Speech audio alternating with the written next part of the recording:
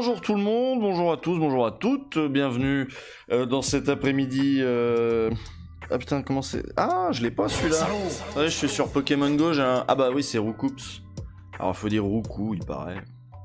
On s'en fout. Attendez, je capture lui, et puis je suis à vous. Voilà. Parce que du coup, avec mon téléphone, j'ai pu me mettre à votre truc, là, que vous avez, vous, découvert en 2016, un truc comme ça. 2015, je sais plus. Du coup, ah bah il s'est enfui. Je trouve ça pas mal, hein. Je trouve ça vraiment pas mal. Bon, je peux pas vous filer, évidemment, mes codes, on peut pas devenir amis, parce que sinon, vous allez pouvoir me traquer dans la France entière. Mais néanmoins, l'expérience est agréable. Et voilà, 1200 poussières de je sais pas quoi. Parfait. Bon. Hop, ça, tiens, je vais le mettre à charger. Ah. Salaud. Attendez, je cherche mon chargeur. Oh bah je l'avais mis sur la couverture à mémé.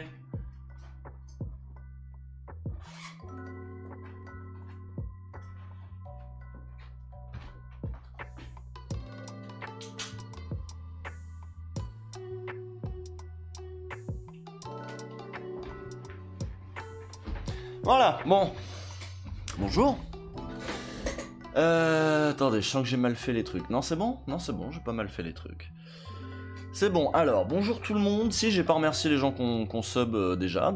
Voilà, c'est commencer les bonjours comme ça, c'est quand même mieux. Parce que, oui, il y en a, ils sub avant que je sois arrivé.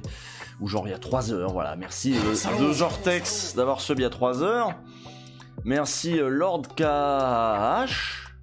AKH, pardon. AKH comme Akhenaton. Merci Goomix il y a 2 heures, Boudil il y a 1 heure, et puis là on arrive au sub de maintenant, Captac V, pardon, qui dit bonsoir évidemment. L'Amphtor qui dit salut Usul, merci pour ton travail de qualité, continue comme ça et bonne année. Merci, bonne année à vous, oui, pour ceux qui n'étaient pas là, celles et ceux qui n'étaient pas là hier soir, même si j'avais du monde hier soir vu que évidemment on était... C'était le retour après le trou un peu des fêtes, là.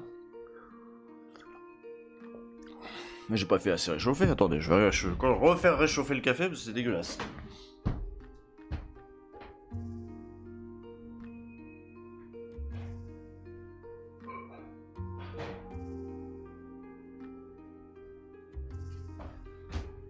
Et alors, celles et ceux qui critiquent mes cheveux...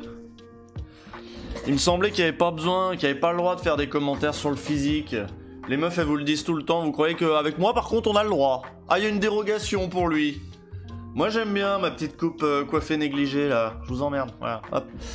Donc, Madame Elil qui dit...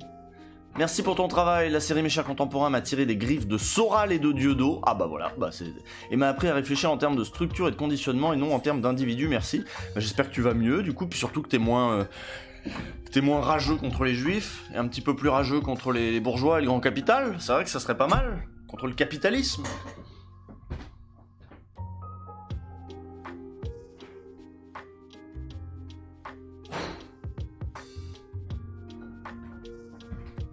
Voilà, c'est bon, je suis prêt. Le train de live, il y a 4 minutes. Il y a Mardakla, merci Mardakla, il y a 4 minutes qui me dit est-ce qu'aux USA les anti-migrants finalement c'est pas les vrais migrants? Ah bah ça marche, oui t'as raison putain. Waouh, c'est deep, j'y ai jamais pensé. Oui parce que les pilgrims, les machins, Thanksgiving, tout ça, oui en effet c'est des migrants finalement, enfin des descendants de migrants. Ah bien vu, bien vu. Naivin qui dit bonne année, des conseils de lecture pour bien démarrer 2021, intéressante ta coiffure, 3 petits points. Ouh Naivin, tu démarres mal l'année. Captac TV, merci. Mais à chaque fois j'ai envie de dire TV, mais c'est pas TV. Captac V qui envoie 100 bits il y a 3 minutes, merci aussi. Merci Ireves. L'Ireves, il y a 4 minutes, voilà, putain. Merci Orolol, il y a 3 minutes. Merci Ploum Ploum Tralala, il y a 2 minutes. Merci pour tes 5 mois. La force de gauche est dans les cheveux, me dit Biaki26. Merci Biaki, il y a 1 minute. Merci Zarguette. Merci Jupito95 qui dit salut Usul. Un émoticône de super gouge, émoticône d'Orient en mode... lui, il a pas été ban de Twitch. Vous avez vu, ils ont ban PogChamp. PogChamp. Pour des histoires de soutien au truc trumpiste, là, au délire trumpiste. Cool du stream dans l'après-midi, mais oui, il faut changer un petit peu. Il faut changer de temps en temps. Est-ce que les QAnon sont pas les vrais pédosatanistes aussi? Oui, ça c'est une vraie question. Et voilà. Je savais que j'aurais pas dû faire de remarques sur les veuches. J'ai pas mes conseils lecture. Tu vas les avoir parce que c'était prévu de toute façon. Mes dernières acquisitions, je crois que je vous ai déjà montré le... Oui, dans celui-là, je vous l'ai déjà montré, mais je vais vous montrer les toutes dernières acquisitions. Et vous demandez d'ailleurs, je vais vous faire voter entre 3 bouquins pour savoir sur lequel ça vous intéresserait que je fasse un chapitre 1. Parce que chapitre 1, c'est toujours sympa. Je remonte un petit peu... Alors voilà, réflexion cette fois-ci sur le col roulé. Merci, voilà, Big Tom 57 qui... Pourquoi je dis merci d'ailleurs, il y a juste une réflexion sur le col roulé, donc c'est pas très sympa non plus. C'est pas les fringues la règle, les cheveux on peut. Ah bon, merde, bah tu vois là, j'ai des trucs sur le col roulé. C'était bien les fêtes, bof. Ça fait très Gibson Girl, mais je sais pas ce que c'est Gibson Girl. Je sais pas. C'est la coupe de cheveux de Barbara Stigler. Exactement, c'est ça. Twitch va pas mieux. Ah, il y a encore des bugs de Twitch? Putain, je pensais que c'était réglé. C'était hier soir les conneries, là. C'était chiant en plus. En plus, je voulais faire des votes tout le temps. Merci Colinox qui me dit ils ont des chapouteaux, vive la Bretagne. J'ai sub il y a des jours pour mater le replay de Disco Elysium. D'ailleurs, tu vas continuer. Alors, JuzHam94, j'ai dit que non hier parce que j'ai fait 7 heures. Mais bon, c'est un jeu narratif, machin. J'ai envie, moi, déjà de me mettre dedans. Et puis surtout, les gens se barraient quand je streamais ça. Je pense que c'est un petit peu compliqué à suivre. Je veux dire, les streams, t'as envie de voir un truc où... Même si tu prends 20 minutes, c'est 20 minutes marrantes. Et sur Disco Elysium, ça demande un petit peu trop de background pour prendre le jeu comme ça, à l'arraché, alors que tu le connais pas. Donc voilà, et pourtant, je me démenais pour que ce soit potable. Merci désolé 35 pour ton 3e mois d'abonnement. C'est quoi la playlist? Oh là, c'est un truc Lofi, Nintendo Chill, je sais pas quoi. Oui, exactement, j'ai ma liberté d'expression capillaire, Barbure. Merci Bogos44. Et il y a un candidat QAnon qui a été arrêté pour pédocriminalité. Ah, le col roulé c'est très de droite. Merde, on me l'avait pas dit. Je l'ai dû... pas dans les années 70, hein, il me semble. C'est le même col roulé que votre cas. Ah bon? Bah nous voilà propre.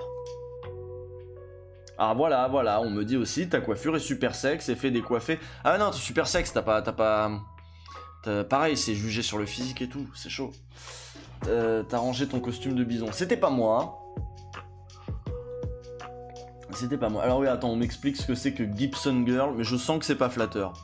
Gibson Girl, ah si, peut-être, jeune fille à la Gibson, fut la personnalisation de l'idéal féminin américain inventé par la plume satirique de l'illustrateur Charles Dana Gibson et qu'il fit vivre pendant une période d'une vingtaine d'années couvrant la fin du 19e au début du 20e siècle aux États-Unis. Elle est considérée avec la Christie Girl d'Howard Chandler Christie comme l'une des ancêtres de la pin-up américaine. D'accord, et elle a les cheveux comme ça un petit peu... Eh ben voilà. On va appeler ça maintenant le chignon Barbara Stigler, voilà. Bonjour, je m'installe ici, je viens de me lever. Bah t'as rien raté, j'ai juste dit bonjour et on a parlé de mes cheveux. Merci Estelito Chariot qui dit c'était trop bien Disco Elysium. Bah ouais, mais comme je dis, vu que voilà, il y en avait qui aiment bien certes, mais il y en avait d'autres qui arrivaient là et qui faisaient oh c'est chiant, donc ils repartaient. Faut que ça plaise un peu à tout le monde quoi. Merci Maître Chauve, profite donc de tes privilèges capillaires, on sait jamais combien le temps dure. J'ai déjà un grand front hein. Mais en même temps j'ai le même grand front depuis longtemps, donc bon. On va compter sur le fait que... On va compter sur le... Ah, je plagie Barbare civilisé avec le col roulé. Ouais mais il a pas des cheveux comme ça lui. Je perds travail sur Disco Elysium, quand j'y joue maintenant j'ai tes voix en tête. Ah mais merci, c'est cool. Merci Moscoumule. Salaud. Son deuxième mois d'abonnement, Moscoumule, petite étoile. Le druide Bill. Tu m'as inspiré capillairement, j'espère que ça rendra mieux sur moi. Connard. Merci Fiansouk. Merci pour le taf et le Noiriel est beau, faut qu'il nous laisse tranquille, les racisés en ont marre. Eh bah reste avec nous du coup, parce qu'on va en reparler. Alors on va pas parler de Beau et Noiriel, mais c'est dans les conseils lecture et dans les probables chapitres 1. Et il est pas improbable que d'ailleurs on fasse d'abord la grosse revue de presse, et que si je suis encore en forme et qu'il est genre 16h, on enchaîne avec chapitre 1 pour l'heure du goûter. Ça c'est pas improbable, ça c'est peut-être une pause manger entre les deux, parce que là j'ai juste bouffé des pains au chocolat, mais enfin bon. Merci Boosty qui dit coucou les islamo-gauchistes bien coiffés. Voilà, c'est bien coiffé. Moi aussi j'ai un grand front, je compatis. Oh ça va, j'ai vu pire grand front. Je m'en sors bien, je vais pas me plaindre. Et bien le bonjour tout le monde. Voilà, bah c'est bon, on a fait le tour. Hein. Je viens d'adhérer au Parti ouvrier populaire. Tu y es pour quelque chose, merci. Eh ben, bah tant mieux, tant mieux. Ça a été le tournage, ouais, j'ai nickel, tout va bien. Tu sais, c'est la routine. Hein. Je sais plus, on est quand même à plus d'une centaine d'épisodes d'OLG. Ça s'appelle la routine. Salaud. Merci Natredzim pour ton 10e mois d'abonnement, c'est beaucoup. Merci aussi Bizarro TV pour ton 5e mois d'abonnement. Oh le chat, oui, il y a un chat. Race de Saramazouz, non, mais on va faire du classique aujourd'hui. On va faire du classique. Alors je vais vous montrer les 3 bouquins. Avant d'annoncer le programme qui est déjà un petit peu dans le titre du stream. Mais ouais, j'ai pris 3 bouquins à la librairie. D'abord, des classiques. Alors des classiques. Non, il y a un classique. Et puis il y a un petit plaisir.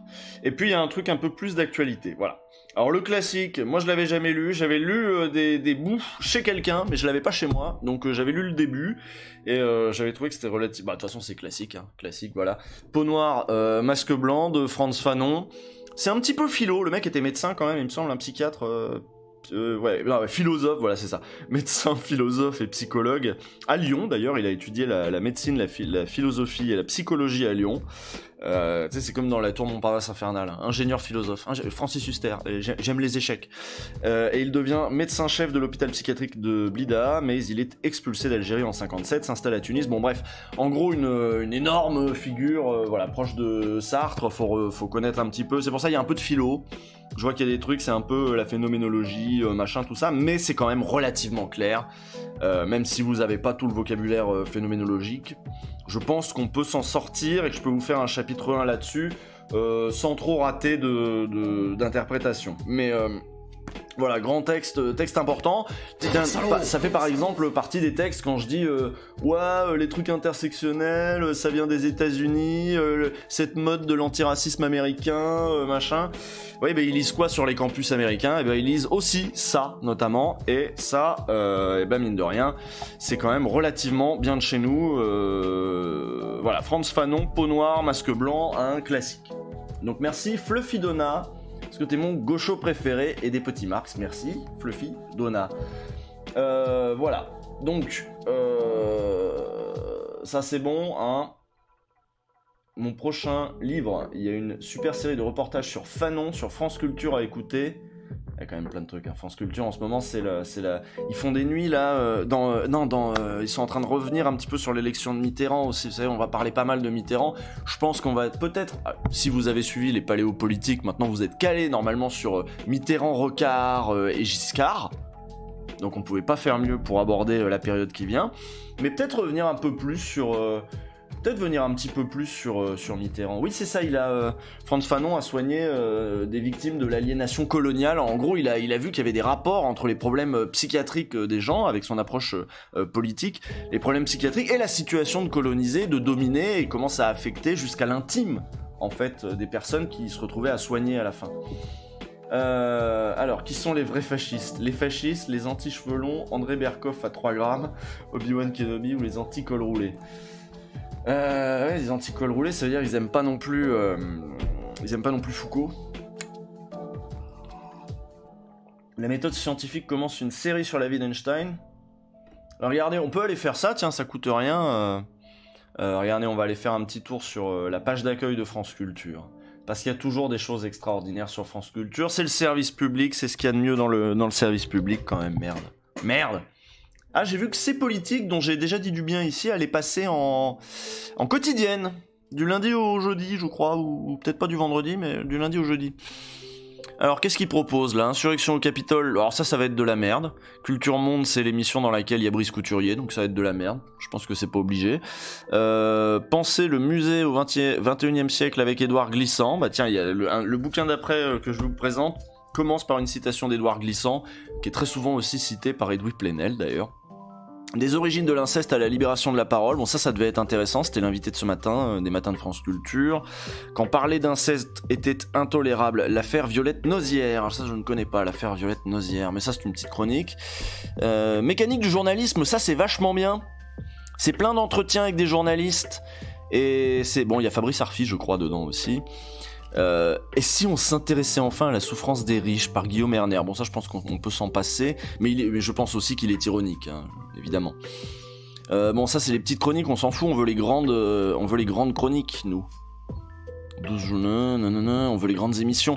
Et ben je crois que par exemple, regardez, là vous allez dans Programme, en haut à droite, et vous regardez la journée. C'est génial, il y a que des trucs bien. Déjà, vous avez les matins de France Culture avec l'invité, voilà, bon, le billet politique, machin, tout ça, le journal, c'est un des meilleurs journaux, hein, si vous écoutez la radio. Merci, Botte de Radis. C'est un peu tôt pour la gauche. Non, c'est jamais trop tôt pour la gauche. Allons bon. Alors, ils sont sur quoi les chemins de la philosophie? Sur un truc que je connais pas, profession philosophe, Mathilde Marès, je sais pas ce que ça veut dire. Bon, Culture Monde, c'est le truc dont on a vu la vignette tout à l'heure, Insurrection au Capitole. Rentrée littéraire, bon, on s'en fout de la rentrée littéraire, moi je m'en fous, peut-être pas vous, hein, mais moi je m'en fous. Ah, Les Pieds sur Terre, une des meilleures émissions du monde au niveau de la radio. Ado et cannabis, s'enfoncer dans la défonce. Ça c'est bien parce qu'autant je suis partisan de la légalisation, de la dépénalisation et surtout de la légalisation d'ailleurs. Autant vous vous rappelez quand on avait fait l'émission sur le cannabis, faut pas oublier que quand même, c'est tu vis pas une scolarité normale si tu te mets à fumer à 14 ans. Voilà, donc faut le rappeler aussi et faire de la prévention et de dire aussi que la légalisation permet une prévention plus efficace. On l'avait dit dans OLG. La critique, c'est des séries Raised by Wolves, j'ai pas vu ça. Ah si, c'est la série de Ridley Scott. Eh ben je l'ai pas vu, mais ils vont critiquer, ça va peut-être être bien. Journal, ils avaient invité Roselyne Bachelot qui dit « Je mets mes tripes sur la table pour protéger le monde de la culture ». Bon, très bien, merci Roselyne. Le Yiddish au futur intérieur, la compagnie des poètes. Oh, je suis pas très poésie. Moi, j'avoue, tout ce qui est littéraire, théâtre, ciné, poésie, c'est pas ce qui m'éclate le plus sur France Culture. Par contre, je peux écouter, évidemment, Entendez-vous l'écho. L'industrie de la mode ne tient-elle plus qu'à un fil? Petit jeu de mots. Voilà, ça c'est pour vous encourager à écouter un peu France Cul de temps en temps. Grand reportage, le patriotisme en Russie à l'épreuve du quotidien. Je ne sais pas quelle est la thèse de ce grand reportage, mais je suis sûr que c'est intéressant. J'étais en train de regarder le stream du début du débat VGE Mitterrand aujourd'hui. C'est journée usule, très mauvais pour le télétravail, toute cette gauche. Merci Spunups pour ton 3e mois d'abonnement. Bon, le journal c'est toujours bien. Le temps du débat. Bon, le temps du débat, c'est quand même un peu de meilleure tenue que les informés de France Info ou les grandes gueules. Hein, les grandes gueules, c'est les informés de France Info, c'est les grandes gueules, mais payés avec notre pognon. C'est-à-dire, tu te dis que nos impôts servent à payer le taxi de Sophie de Menton, tu vois, par exemple. Mais bon, admettons.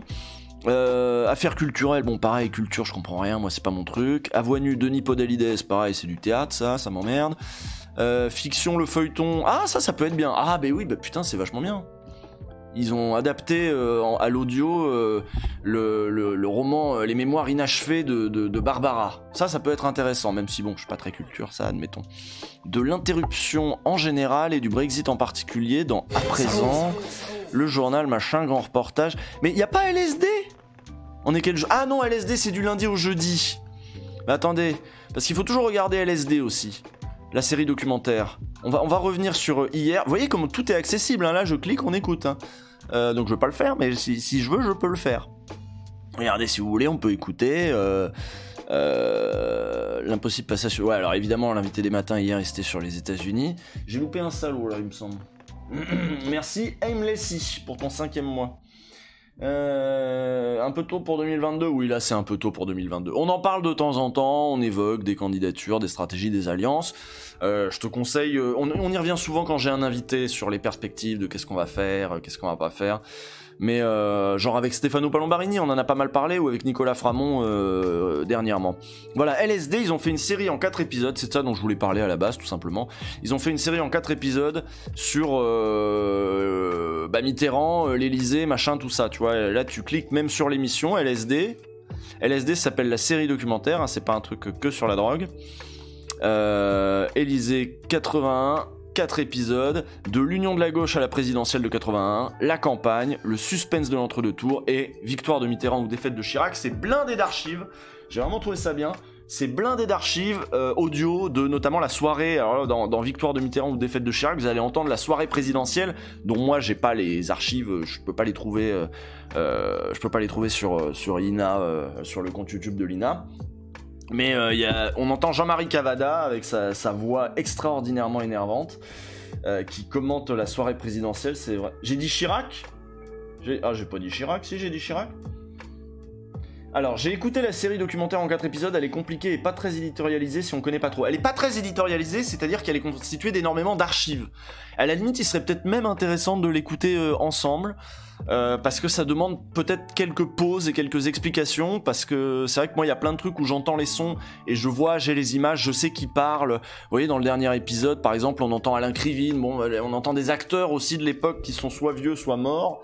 Et c'est pas mal aussi d'avoir un petit peu de mise en contexte que je pourrais vous faire, mais bon, c'est quand même on fait de la vidéo c'est imagé, c'est de l'image, faut montrer, donc je sais pas. Donc voilà, je vous conseille en tout cas la série Élysée 81, si vous voulez. C'est plus un plongeon dans l'époque. Il a dit Chirac au lieu de Giscard, ah oui d'accord, pardon. C'est plus un plongeon dans l'époque que véritablement, en effet, une mise en... Vous allez pas avoir des intellectuels qui vont refaire le match en disant ce qui s'est joué exactement, machin, vous allez plutôt avoir des gens dans l'action et des archives de l'époque. Jean-Marie Kev Adams, évidemment, nouvelle idée de tweet name, hein, si vous les appelez Jean-Marie Kev Adams, mais ça va pas faire rire grand monde, hein, c'est tout le problème. Ça me tente un live là-dessus, mais pas de pression. Non, bah non, pas de pression. Alors, pas de pression, les terrasses sont fermées, de toute façon. Ah oui, deuxième bouquin. Alors, continuons avec les bouquins, parce que j'ai pas fait le tour des bouquins. Un peu sur un sujet différent, mais pas exactement le même. Parce que là, on parle plutôt du racisme, vivre comme un noir dans un pays... Attendez, je vais remettre... Non, Mémé, tu descends. Mémé, tu descends. Je suis en train de l'éduquer. Mémé, tu descends. Hop, pchit, descends. Je veux qu'elle assimile descend au fait qu'elle va se faire pchiter la gueule derrière.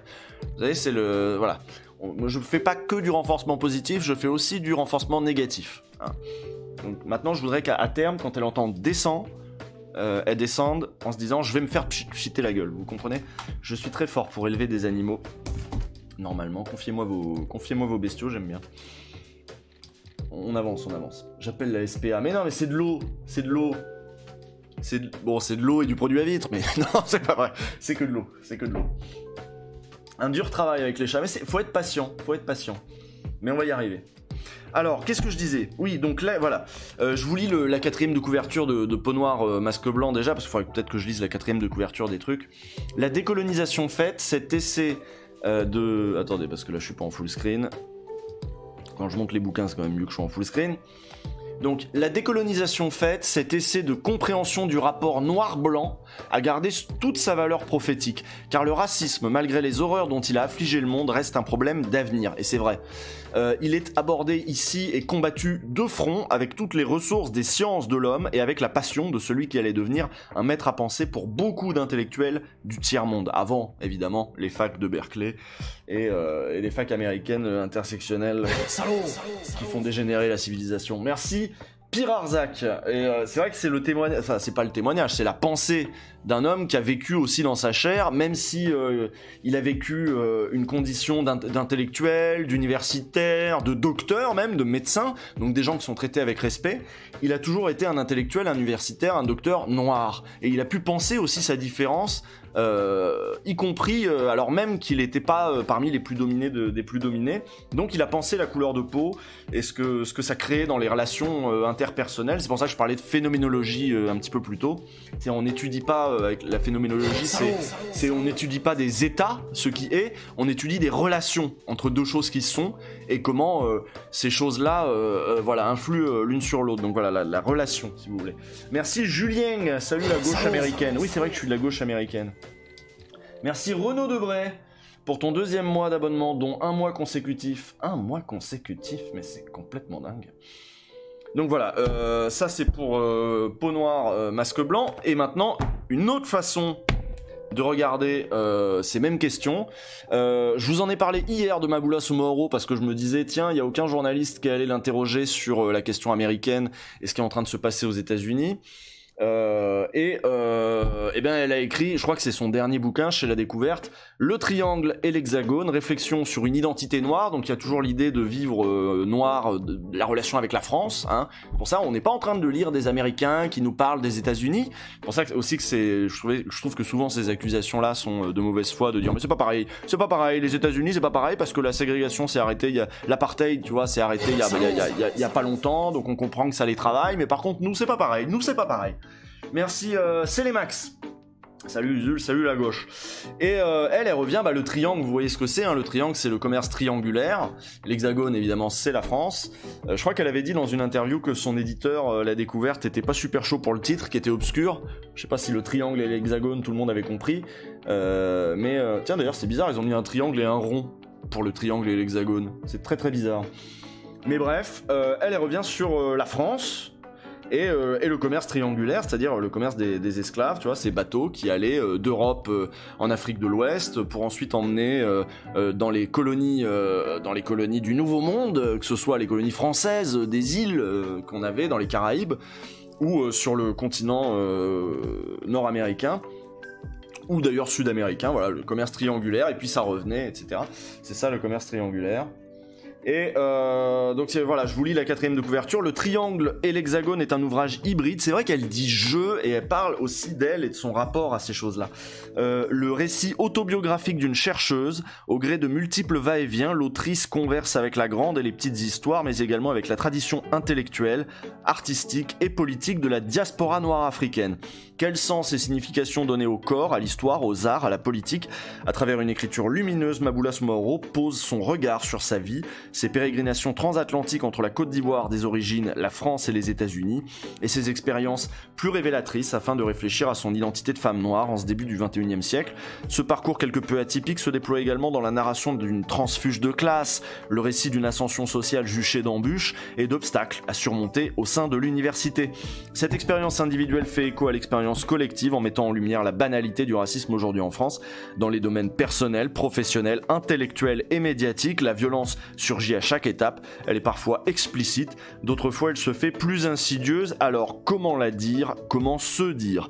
Et Mabula Soumahoro est donc docteur en civilisation du monde anglophone et spécialiste des études africaines-américaines et de la diaspora noire africaine. Elle est maîtresse de conférences à l'université de Tours et présidente de l'association Black History Month, dédiée à la célébration de l'histoire et des cultures noires. Voilà. Tu as vu le documentaire Décolonisation? Non, je me le suis mis de côté en me disant que je le regarderais avec quelqu'un. Mais je me le suis mis de côté. Je sais pas, il y a peut-être des critiques, hein, mais moi j'ai trouvé ça déjà extraordinaire que ça existe et qu'on commence ce petit travail-là. Mais on va en reparler parce que je veux reparler de ces sujets-là dans Ouvrez les guillemets. J'aimerais bien qu'on en parle au passé. J'aurais voulu en parler au passé, mais malheureusement on peut pas encore, hein, on peut pas, loin de là. Le documentaire est incroyable. C'est vrai qu'on nous l'enseigne si mal cette période que j'imagine que le simple récit des faits peut être déjà une sacrée ouverture, mais bon, moi j'essaie de... C'est vrai que c'est un des sujets auxquels je suis pas du tout insensible et sur lequel j'essaie de lire, de me renseigner et d'écouter depuis des années. Donc ouais, si c'est bien, c'est bien. Donc bref, je crois que Valérie Rey-Robert a écrit un bouquin, le sexisme, une affaire d'homme, pour dire que fallait pas qu'on s'en... Si tu veux, c'est... Voilà, c'est un petit peu comme dire... le racisme, c'est une affaire de blanc, quoi. Je suis assez d'accord, il faut qu'on se penche nous-mêmes aussi sur ces trucs-là. Pas qu'on délègue ça, parce qu'après on délègue ça, du coup on dit... Pour ça, le truc de la parole aux concernés, ça c'est très bien, mais ça a aussi des limites. C'est que on peut se dire, de toute façon, on va pas s'y intéresser, parce qu'on pourra pas en parler, parce qu'on n'a pas le droit d'en parler, parce que... Non, c'est notre sujet aussi, parce que c'est dans cette société qu'on vit, qu'on a grandi, et c'est nous qui sommes les porteurs du racisme. Les porteurs passifs, les porteurs actifs, les porteurs de représentation, les porteurs de représentation du monde, machin. Donc, faut pas hésiter à se plonger dans ces sujets-là, quoi. Bref. Ensuite, merci Dritz Coco. Dritz Coco pour ton 2e mois d'abonnement. Le dernier petit bouquin. Là, c'est un petit bouquin, là, c'est mon petit plaisir. Parce qu'autant, des fois, se plonger dans des sujets épineux, des sujets qu'on maîtrise pas, des sujets difficiles, ça demande un petit peu d'effort. Des fois, il faut se détendre, et pourquoi pas se détendre avec des petits textes de Pierre Bourdieu, bien entendu. Merci Père Turbé, merci Tipzaunt. Et Dritz Coco, je l'ai dit. Voilà, encore Bourdieu, toujours Bourdieu. C'est le daron, il n'y a pas de raison. Attendez, c'est bon quoi. Ah tiens, Bourdieu. Alors voilà, ça c'est un recueil de petits textes contre feu. Voilà, c'est pas cher, c'est 8 €. C'est des petits textes sur... Alors je vais vous lire les thèmes qu'il a choisis. C'est vraiment des petits textes, comme on dirait, d'intervention de Bourdieu. Parfois c'est des interviews, voilà, ça c'est il a mis un entretien qui était paru dans Le Monde sur le concept de main gauche et de main droite de l'État. Ensuite les abus de pouvoir qui s'arment ou s'autorisent de la raison, la parole du cheminot. Enfin, c'est vraiment des petits textes que vous pourrez retrouver aussi, à mon avis, un certain nombre. Je suis pas sûr. Je suis pas sûr. Ah merde.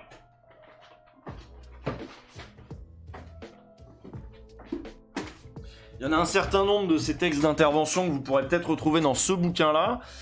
Si ça vous intéresse, c'est chez Agone. Pareil, Contre-feu. Bon, c'est aussi plein de textes d'intervention de Bourdieu, mais c'est beaucoup plus épais. Et ça va de 61 à 2001. Donc jusqu'à quasiment sa mort. Jusqu'à sa mort. Mais là, je l'ai acheté parce que c'était... en fait, je l'ai lu quand j'étais jeune et je suis sûr que j'avais pas tout compris. Et c'est une sélection qui, pour le coup, est faite par Bourdieu, il me semble. Si je ne dis pas de conneries. Merci Chopos. Salut, aurais-je raté la revue de presse? Non, on est en train de juste discuter bouquin et on y reviendra après. Alors je vous lis le texte de derrière, la 4e de couverture. Si j'ai pu, c'est Bourdieu qui écrit lui-même sa 4e, hein. Monsieur dirigeait, il me semble, ses éditions, Raison d'agir.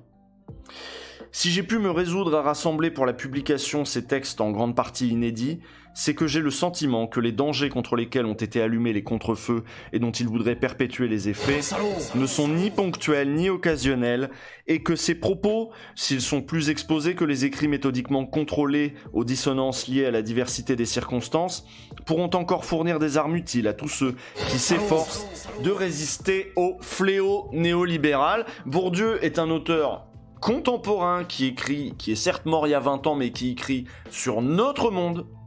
C'est pour ça qu'il est passionnant. Franchement, si vous n'avez pas la motivation de lire Bourdieu, j'ai revu, parce que je le faisais découvrir à quelqu'un, j'ai revu La sociologie est un sport de combat. Regardez ça juste. Voilà, regardez juste ça. Ça dure 2 heures, c'est le film de Pierre Carl. Le titre là du bouquin, c'est Contre-feu, voilà, de Pierre Bourdieu aux éditions Raison d'agir, et il me semble que c'est lui qui dirigeait ces éditions là à ce moment-là, donc c'est lui qui a choisi lui-même ses textes en fonction de ce qu'il voulait dire. Regardez Bourdieu, moi ce qui m'avait vraiment étonné à au revisionnage de ce film-là, c'est à quel point ils avaient mis le doigt au milieu des années 90, milieu, fin. Ils avaient mis le doigt sur ce qu'on est en train de vivre à Bâle, c'est-à-dire les métamorphoses néolibérales qui en fait en France avaient 10 ans à tout péter. Et vous savez, vous connaissez l'inertie aussi des commentateurs, c'est-à-dire des commentateurs politiques, des commentateurs, y compris intellectuels parfois. Il y a une inertie qui fait qu'on a tendance à penser le monde de maintenant avec les outils du monde d'avant et ne pas voir ce qui est sous nos yeux, ne pas voir les métamorphoses parce que, en fait, on a été formé il y a 30 ans, on a été formé il y a 20 ans, on est réfractaire à la nouveauté, aux nouvelles grilles d'analyse, aux nouveaux mots employés, etc. Et c'était assez sidérant de voir que les métamorphoses venaient en fait d'avoir lieu, commençaient à atteindre la société, les métamorphoses néolibérales au milieu des années 90. Et il y avait quand même quelques penseurs qui étaient là à voir ça et à dire mais merde, mais comment on en parle là? Il est en train de se passer un truc, c'est terrible. Et c'est le moment 95 notamment qui a été un grand moment. Le nouvel esprit du capitalisme a été écrit en 95. Oui, voilà, très bon exemple d'intellectuels qui eux ont utilisé ont renouvelé aussi la boîte à outils, les grilles de lecture, Capello et Boltanski, voilà. Ça, c'est bon exemple de gens qui ont, pour le coup, ont pensé avec leur temps, et ils ont tellement pensé avec leur temps, voire même contre leur temps, et non pas malgré leur temps, enfin tu vois, que ils sont toujours pertinents pour penser le monde d'aujourd'hui, parce que ces effets d'inertie, ils se poursuivent jusqu'à maintenant. Réfléchissez au fait que Alain Duhamel est encore à l'antenne sur BFM TV, ce mec a interviewé Georges Marchais en 70, tu vois. Donc, ça veut dire qu'il y a des gens qui ont été formés il y a 60 ans à un autre monde, à d'autres idées, et qui ne comprennent pas nécessairement ce qui est en train de se passer, mais que ça n'empêche pas de parler, de toute façon. Donc c'est toujours intéressant de voir les gens qui étaient pertinents à leur époque. On est dans la même époque, donc ces textes sont toujours pertinents. Et picorer du Pierre Bourdieu dans un bouquin qui, pour le coup, est une collection de petits textes, il y en a qui font à peine 2 pages.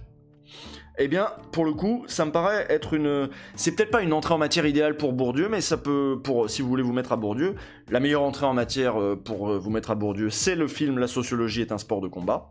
Je le redis, je le redis. Mais voilà, ça c'est très bien. Voilà, pour les 3 bouquins. Lequel vous branche le plus, je le répète, Pierre Bourdieu, Contre-feu, Frantz Fanon, Peau noire, masque blanc, Mabula Soumaoro, Le triangle et l'hexagone. Je vous propose un petit vote sur lequel on ferait peut-être, par exemple, un chapitre 1 vers 16h, 16h30, un truc comme ça. Chapitre 1... Voilà, je vous mets le sondage dans le chat, j'espère que ça va pas merder, parce que c'est vrai qu'hier c'était n'importe quoi. Donc le triangle et l'hexagone de Mabula Soumaoro, sur son expérience de femme noire en France, et puis qui a étudié un peu aux États-Unis, etc., et sur voilà, la place de la France dans ce système-là. Frantz Fanon, donc Peau noire, masque blanc.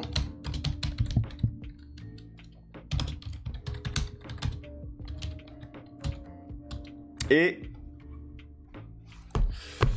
Pierre Bourdieu, Contre-feu.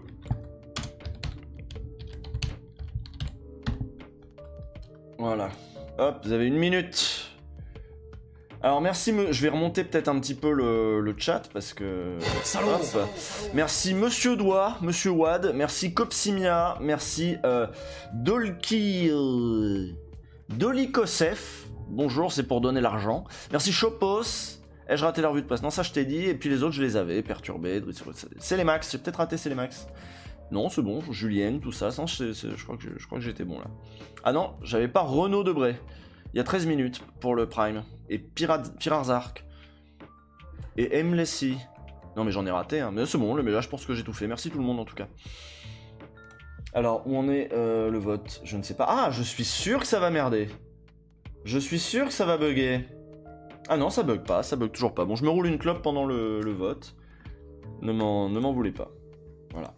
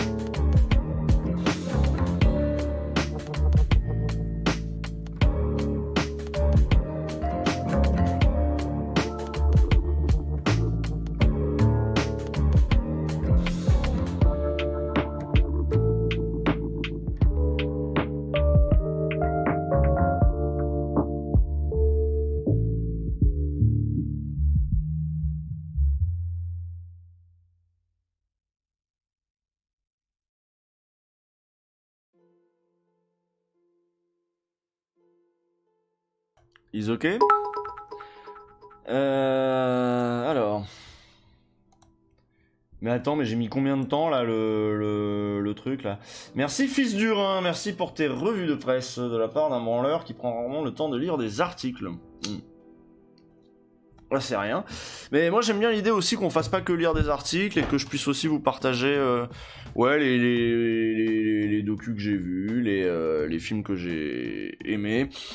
Et que je fasse un peu le curateur, que je sois influenceur, gauchosphère, sur qu'est-ce qu'il y a à regarder. C'est pour ça que je vous ai parlé de l'épisode des 4 épisodes de la série documentaire là sur l'Elysée.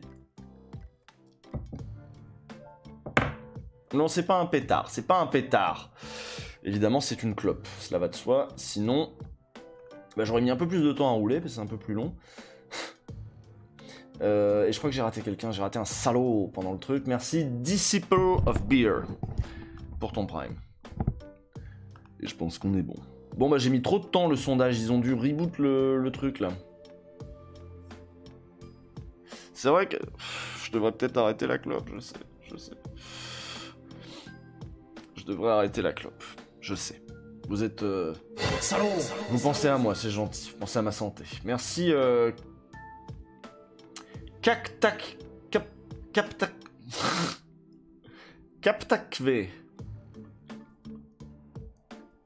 Influenceur, tu connais NordVPN?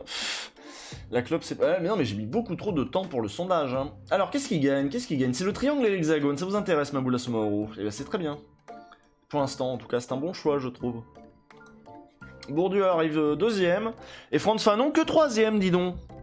Vous voulez pas les classiques? C'est vrai que Frantz Fanon, c'est peut-être un truc que beaucoup de monde a déjà dans sa bibliothèque ou connaît déjà. Alors que Maboula Somaoro, ça a dû... je vais regarder l'année de sortie. C'est sorti quand? C'est sorti cette année, je crois. Ouais, février 2020, donc ça a moins d'un an. Voilà, moins d'un an, Maboula Somaoro. Salaud. Merci, Big Chapoc. Après 20 ans de clope, les risques sur la santé augmentent sensiblement. Si tu l'autorises, le chat peut t'aider à arrêter. Oh là là, vous allez me faire déprimer si on commence à parler de mon rapport à la clope là. C'est pas le but, hein. C'est pas le but, on n'est pas là pour ça. Salaud. Merci Moïse Dudu pour ton abonnement de niveau 2.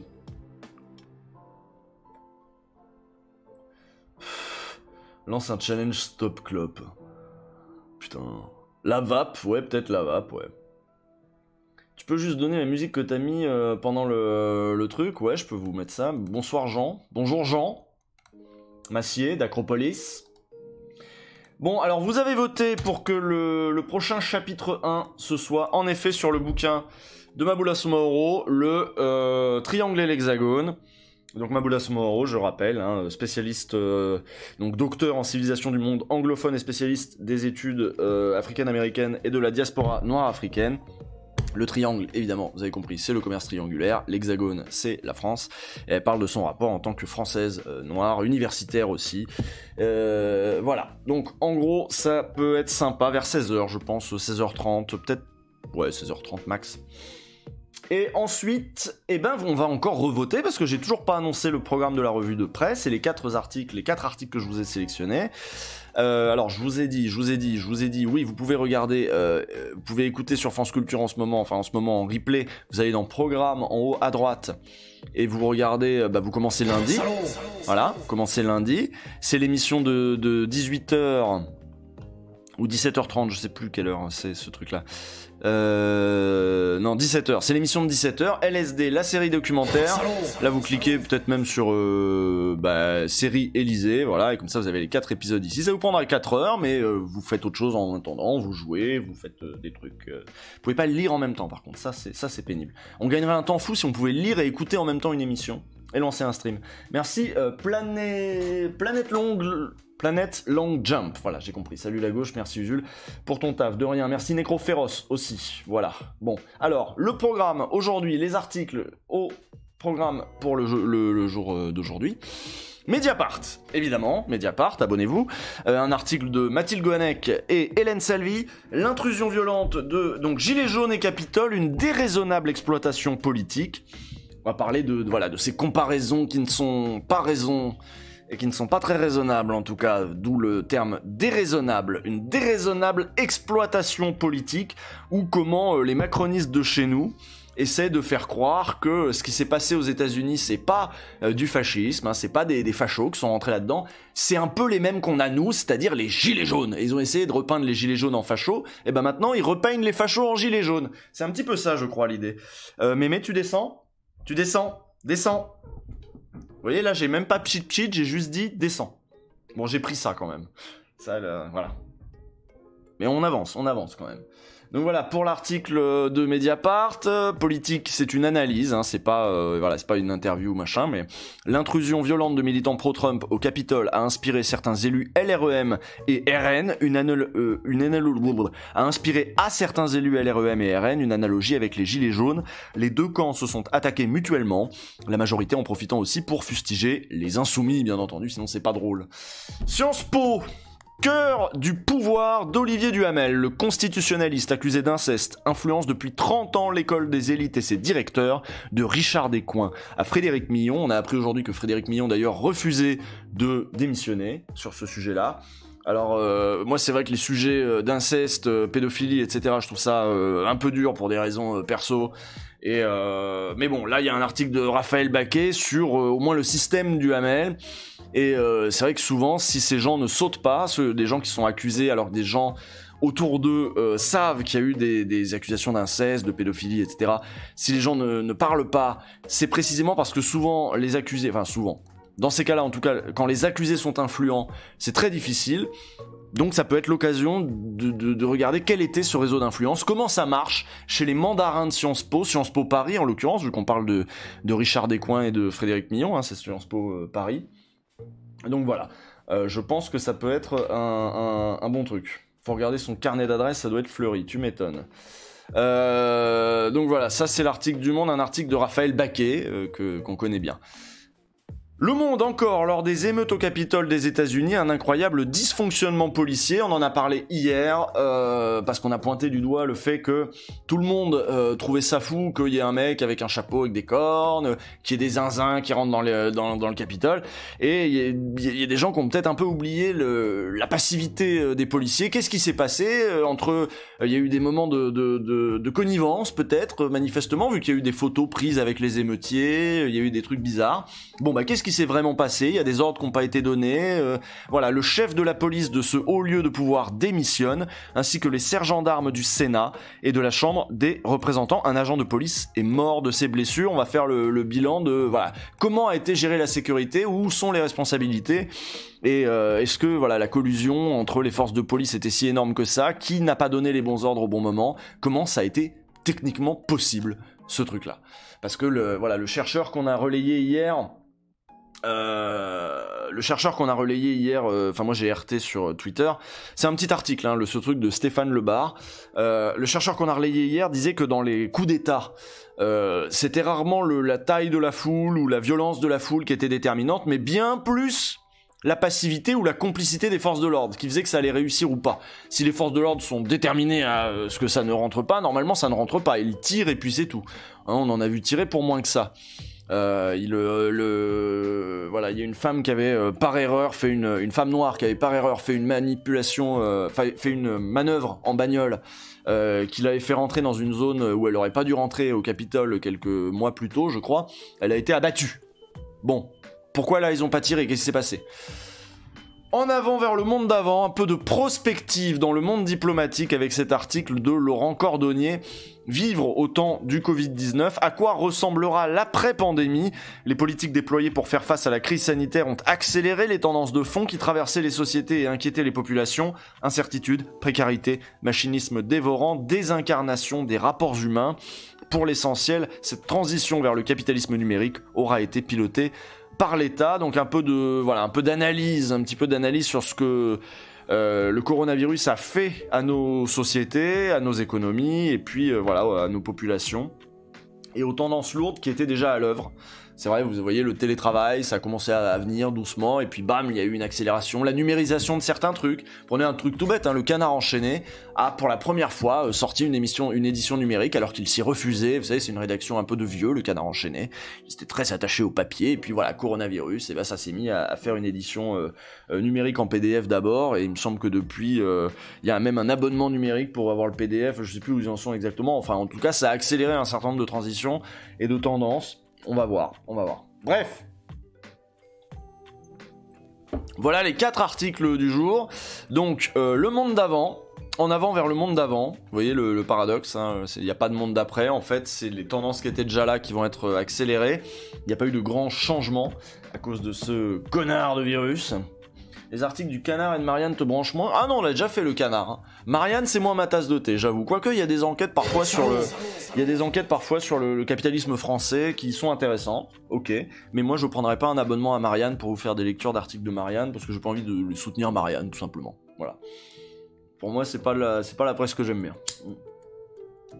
Il y a une différence entre une presse comme Libé qui se veut pluraliste de gauche, une presse comme Le Monde qui se veut généraliste centriste, et un papier comme Marianne qui est dirigé par Natacha Polony et qui a une ligne politique très dure, notamment avec les gens comme moi, avec les islamo-gauchistes, avec les... C'est pas pareil, tu vois, je le ressens pas pareil, donc Marianne, ce sera sans moi, voilà. T'as une coupe avec... Oui, arrêtez avec ma coupe, arrêtez avec ma coupe. Je croyais qu'on n'avait pas le droit, le physique, on avait dit. Bref, on y va. Alors, on va faire les votes. Donc, je récapitule. De la prospective, enfin, de l'analyse avec le Diplo. On a de l'actualité avec qu'est-ce qui s'est passé avec les policiers au Capitole. Sciences Po et le centre du pouvoir d'Olivier Duhamel. Et enfin, l'analogie avec les Gilets jaunes et les exploitations politiques qui ont été... auxquelles on a assisté ces derniers jours. On fait le sondage. Voilà, et cette fois-ci, ce sera pas 3 minutes, hein, on va remettre à 2 minutes, à 1 minute, c'était très bien 1 minute, normalement. Alors, on commence par quoi? En sachant qu'il est probable, en fonction de l'horaire... Ah oui, il est fort probable d'ailleurs, qu'on ne fasse pas 4 articles, mais qu'on en fasse que 3. Voire 2 d'ailleurs, si... parce que j'ai dit que je voulais faire chapitre 1 à partir de 16h ou 16h30, donc on a 1h30, on verra combien d'articles on arrive à faire en 1h30. Alors... police au Capitole. Donc voilà. Gilets jaunes. RN, LREM, insoumis. Non, gilets jaunes, comparaison abusive. Voilà, comparaison. Gilets jaunes, comparaison. Voilà, hop, on va plus vite. Le monde d'après. Vivre avec le coronavirus. Ou le dernier, c'est Duhamel, Sciences Po. Duhamel, Sciences Po. Voilà, hop. Donc le sondage, il était réglé sur 5 minutes. Mais non, moi je veux 1 minute. 1 minute. Commencez le sondage d'1 minute. Voilà.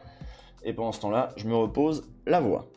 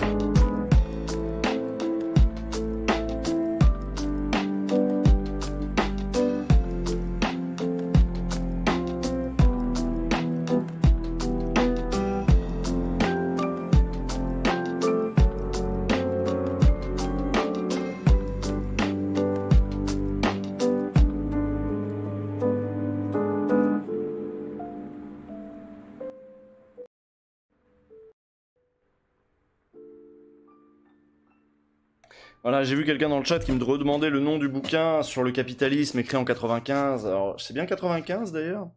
Je ne sais plus. Mais il me semble que c'est 95. Hein. C'est marqué au début, dépôt légal. Oh, putain, non.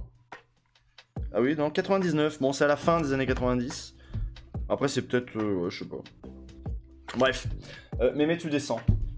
Ça s'appelle... Voilà, je vous remets. Hop, en gros... Le nouvel esprit du capitalisme. Il est un peu sale, c'est normal. Il a vécu parce que je le ressors souvent. On a déjà fait d'ailleurs, pas un chapitre 1, mais on a déjà fait une analyse de texte dessus, on avait pris un bout. On a déjà fait ça en live. C'est vraiment un bouquin qui est tellement épais que tu peux y revenir. Et tu peux piocher, quoi. Tu peux vraiment piocher, tu peux regarder la table des matières et dire, bon, qu'est-ce qui m'intéresse? T'es pas obligé de tout lire. Moi, je vous avoue que j'ai pas tout lu. Mais se plonger dedans de temps en temps, ça fait pas de mal. Et l'autre jour, pendant qu'on en est aux recommandations, on me demandait une anthologie des textes, parce que c'est vrai qu'ici, je fais pas une grande place aux textes libertaires, etc.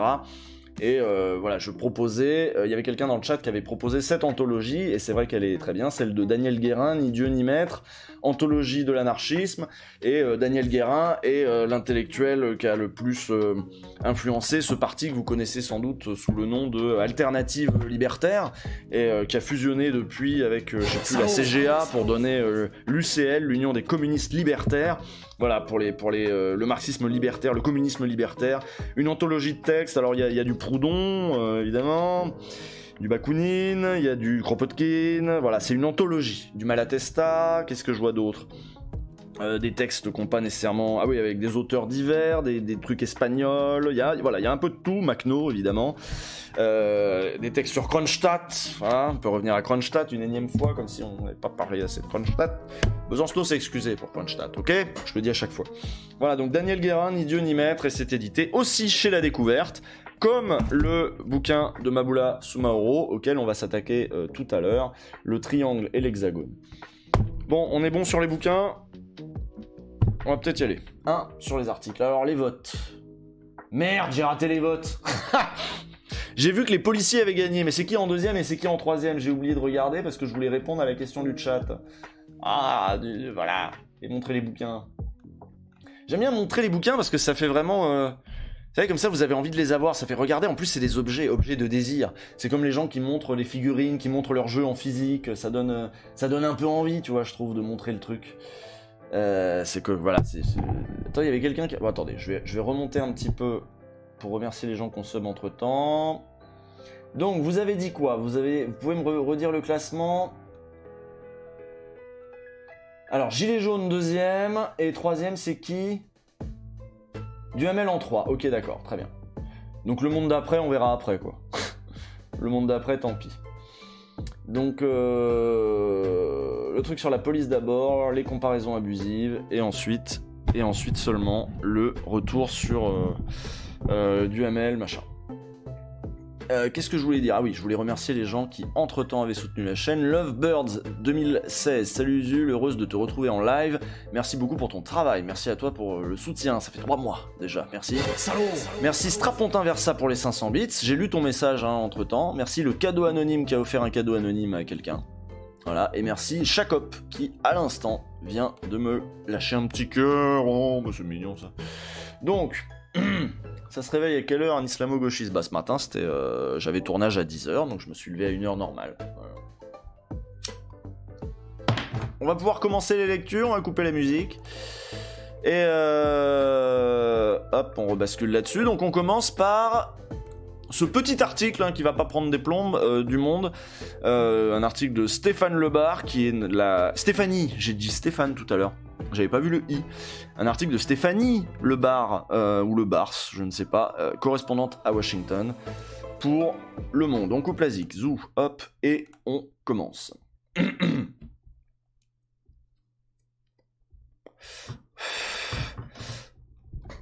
Voilà. Tu restes là, mémé ? J'adore comment elle répond. Donc, lors des émeutes au Capitole des États-Unis, un incroyable dysfonctionnement policier. Le chef de la police de ce haut lieu de pouvoir démissionne, ainsi que les sergents d'armes du Sénat et de la Chambre des représentants. Un agent de police est mort de ses blessures. Une musique chill pas forte peut-être ? Bah vous pouvez vous mettre une musique chill chez vous, mais ça permet aussi aux gens de voir entre quand je lis un texte et qu'on est dans le dur, ou alors quand je dis juste bonjour, au revoir, et là où il y a de la musique, tu vois. C'est ma manière d'habiller le truc. La construction d'une barrière de 2 mètres de haut infranchissable, selon les autorités, a débuté jeudi 7 janvier autour du Capitole à Washington. Plus de 6000 militaires venus de plusieurs États sont attendus aux abords de la capitale fédérale et dans la ville dans les prochains jours.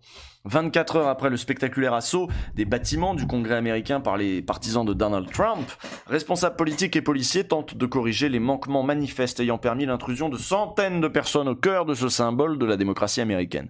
S'ils sont en train de faire des murs de 7 mètres... Attends, c'est quoi 7 mètres ? Où est-ce que j'ai lu ça ? Non, 2 mètres. 2 mètres, mais infranchissables. Si on sont en train de faire des barrières de 2 mètres, c'est qu'ils ont peur qu'ils reviennent, ça se trouve. Je m'étonnerais quand même, mais... Pourquoi ils font ça? Donc bref, ils entendent aussi prévenir de nouveaux débordements alors que la cérémonie de prestation de serment du président élu Joe Biden est prévue le 20 janvier devant le Capitole. Alors que chacun cherche encore à comprendre comment de tels agissements ont pu se produire, les premières têtes sont tombées jeudi après-midi. Le chef de la police du Capitole, Stephen Sund, a été contraint à la démission, emporté par les critiques sur l'impréparation de ses troupes, quelques 2000 hommes, face à une manifestation pourtant prévue de longue date. C'est vrai que, je vous rappelle qu'il y avait des mecs qui avaient des t-shirts marqués 6 janvier, machin. C'est vrai que s'ils avaient les infos pour savoir qu'il y avait manif, je veux dire, nous, t'as une pauvre manif contre la loi sécurité globale. Parfois, il y a autant de flics qu'il y a de manifestants, tu vois, chez nous. Bon bah là, ils étaient pas très préparés manifestement. Ils auraient pu se renseigner un peu mieux. Ils ont des services de renseignement, il me semble là-bas. Le FBI, là, je sais pas quoi là. Donc bref, les sergents d'armes du Sénat et de la Chambre des représentants vont également quitter leurs fonctions. La facilité avec laquelle une foule violente a pu faire irruption dans ce lieu de pouvoir a sidéré le pays et le monde.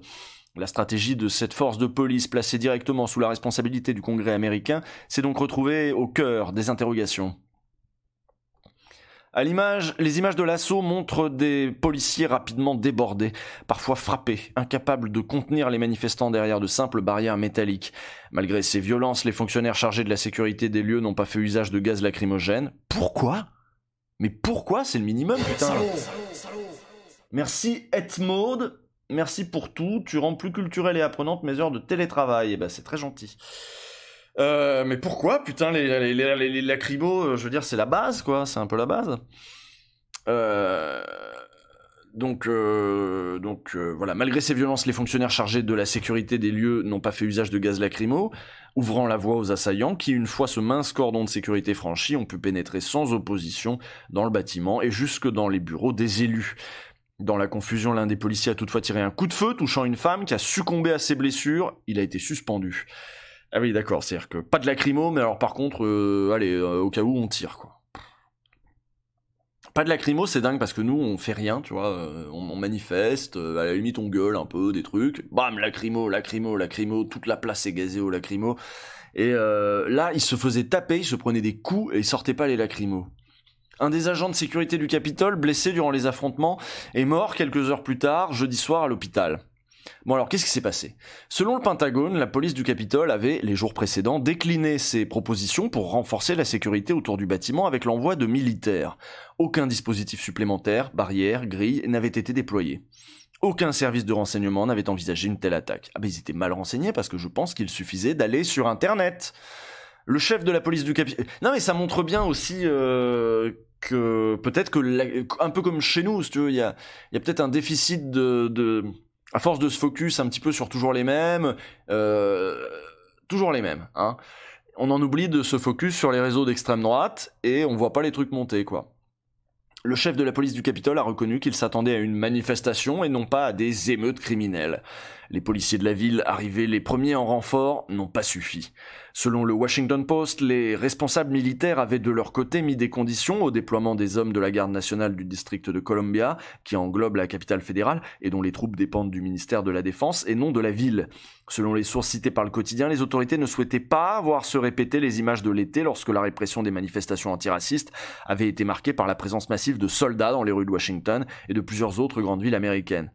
D'accord, donc il se disait, bon, ça fait pas classe, c'est vrai que pour l'image à l'étranger, devoir déployer l'armée face à des manifestations, ça fait jamais très classe. Mais on note qu'ils l'ont fait pour BLM, et là ils ont dit, oh non, pas là. Bon, très bien. Ces réserves ont ralenti l'arrivée des militaires lorsque la police du Capitole a compris que la situation était hors de contrôle. Il a fallu plusieurs heures avant que les forces de l'ordre obtiennent l'autorisation d'intervenir en nombre pour déloger les manifestants. Alerté par des élus enfermés à l'intérieur du Congrès, le gouvernement du Maryland voisin, le républicain Larry Hogan, a demandé en vain, durant plus de 90 minutes, l'autorisation d'envoyer sa garde nationale. La maire de Washington, Muriel Bowser, souhaite désormais que la garde nationale de la ville passe sous son autorité. Parce que pour l'instant, elle est sous l'autorité du Maryland, c'est ça. Du gouverneur, du coup, du Maryland. La multiplication des niveaux de commandement entre la police de la ville, la police du Capitole, l'armée, le Secret Service, chargé de la protection des personnalités, le FBI, a largement contribué au délai dans les prises de décision et des interventions. Et c'est normal, vous savez comment fonctionne aux États-Unis, il n'y a pas ce qu'on pourrait appeler la police nationale, les polices sont... vous savez, c'est quand même, ça reste des États confédérés, si vous voulez. Enfin, ça reste des États qui ont chacun leur prérogatives en matière de maintien de l'ordre. Quand tu sais que la municipalité va en avoir aussi. Bon, la garde nationale, elle est nationale, mais elle dépendait pas de la ville, et donc du coup, il fallait demander au gouverneur du Maryland. Voilà. Donc, alors que chez nous, c'est simple, préfet l'allemand, hop, coup de fil, c'est plus direct, si tu veux. Ça veut pas dire que c'est mieux, ça veut dire que bon, nous, ça serait pas arrivé ce genre de truc, il y aurait pas eu ce cafouillage chez nous parce qu'on a organisé notre police différemment, même si ça aussi, ça peut être sujet de critique. Et depuis le départ du procureur général William Barr en décembre, la quasi-vacance du pouvoir à la tête du ministère de la Justice, qui aux États-Unis est aussi chargé du maintien de l'ordre, a grandement compliqué la coordination entre les différents services. Ok, en plus il manquait un ministre. Mais au-delà des failles de commandement et de l'impréparation patente des forces de l'ordre, les événements de mercredi ont soulevé d'autres interrogations. C'est là où on va entrer dans le dur, dans le politique. Le contraste, parce que là on était un peu dans le technique. Bon, techniquement, c'est compliqué, voilà. Le contraste entre la relative passivité des policiers envers les partisans de M. Trump et la répression souvent brutale des manifestations contre les violences policières et le racisme du printemps et de l'été n'a échappé à personne. M. Biden lui-même a déploré une forme de deux poids deux mesures dans le comportement des policiers. Donc ça c'est bien, c'est admis. C'est admis que les policiers eux-mêmes, on va dire, oui on a des cafouillages police-gendarmes, ça arrive.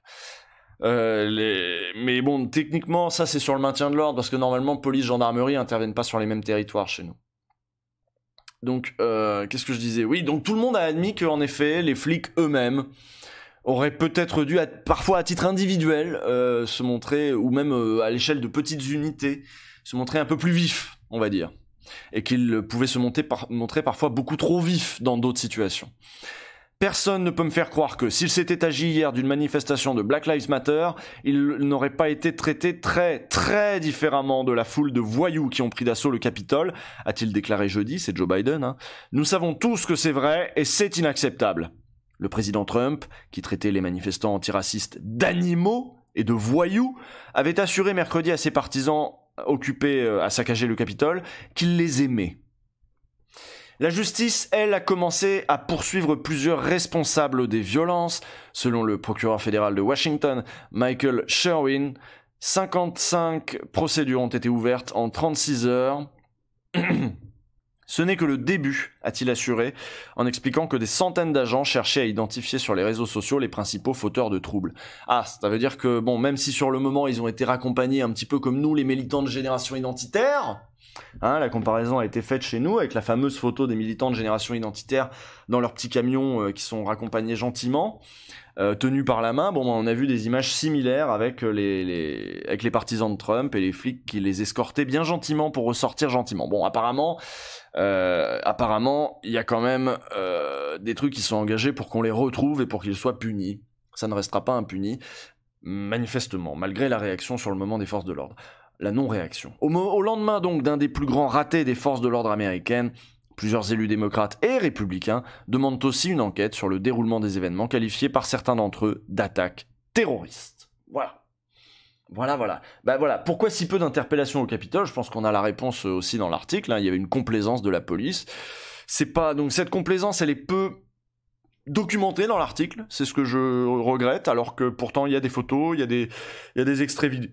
Il y a des extraits vidéo où on voit, voilà, il y a des images coupables hein, pour ça. C'est-à-dire quand tu les vois, voilà, raccompagnés gentiment, prendre des selfies avec les manifestants, tu te dis, c'est un sketch, quoi. Ils sont vraiment, c'est pas ça le maintien de l'ordre normalement. Enfin, vous faites pas ça d'habitude quand il s'agit de calmer une manifestation qui s'en prend à un abribus, tu vois, par exemple. Et là, on s'en prend au Capitole et c'est ça votre réaction? C'est bizarre. Donc voilà, on l'a l'explication. Le problème, c'est que je trouve que dans cet article, c'est pas très documenté. Bon, on sait juste que tout le monde semble être d'accord, y compris des républicains, pour dire qu'il y a eu des dysfonctionnements et un deux poids deux mesures sur lequel revient Joe Biden, donc le futur, le président, comment on dit, président, je sais plus quoi, président à venir, quoi. Les manifestants qui criaient ACAF pendant les selfies avec les flics. ACAF, ça veut dire quoi ACAF? All cops are fantastic? Un truc comme ça? Le président est... Ouais, president-elect, c'est ça. Merci. Petit trou de mémoire. Bon, voilà. Ah, all cops are friends. Ok, friends. Comme la série, je connais. Alors, on passe sur l'article d'analyse de Mathilde Gohanec et Hélène Salvi. Gilets jaunes et Capitole, une déraisonnable exploitation politique.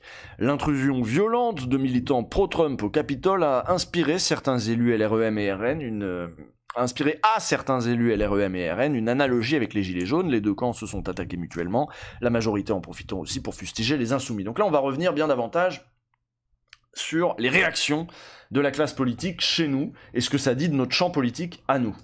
Y a Moot the Boot qui dit « C'est sûr que d'entrée de jeu, les policiers étaient en petit nombre et sans aucun équipement anti-émeute au niveau des barrières extérieures. » Mais ça pareil, c'est une décision qui a été prise. Donc là, il y a eu des dysfonctionnements, y compris en termes de renseignement. À l'intérieur, les mecs sont là pour la déco, sauf les gardes du corps. Par contre, une fois les renforts arrivés... avec des casques, ils auraient dû attaquer beaucoup plus fort, bien que la situation soit déjà ingérable, au risque d'avoir des morts dans des mouvements de foule. Ok. Bref, les mecs en France qui attaquent la gauche avec cette histoire, aucune honte. Oui, c'est Stanislas Guérini, je crois, qui s'était distingué, ainsi qu'Aurore Berger, évidemment. Enfin bref, allons-y. Emmanuel Macron a surgi sur les réseaux sociaux en plein milieu de la nuit. Oui, il était 3h du mat quand le mec a fait sa petite vidéo. Dans une courte vidéo solennellement enregistrée derrière un pupitre de l'Élysée, le président de la République a condamné l'intrusion violente des manifestants pro-Donald Trump dans l'enceinte du Congrès américain, mercredi 6 janvier à Washington, aux États-Unis. « Nous ne céderons rien à la violence de quelques-uns qui veulent remettre en cause la démocratie », a-t-il déclaré, et d'ajouter « C'est notre choix, depuis plusieurs siècles, de mettre la dignité humaine, la paix, le respect de l'autre, la reconnaissance des libertés, au-dessus de tout, qui est aujourd'hui menacée dans nos démocraties. » Sitôt les premières images du Capitole diffusées, la quasi-totalité des élus, La République En Marche, y est allé de son propre commentaire sur les événements, en utilisant un prisme politique très franco-français.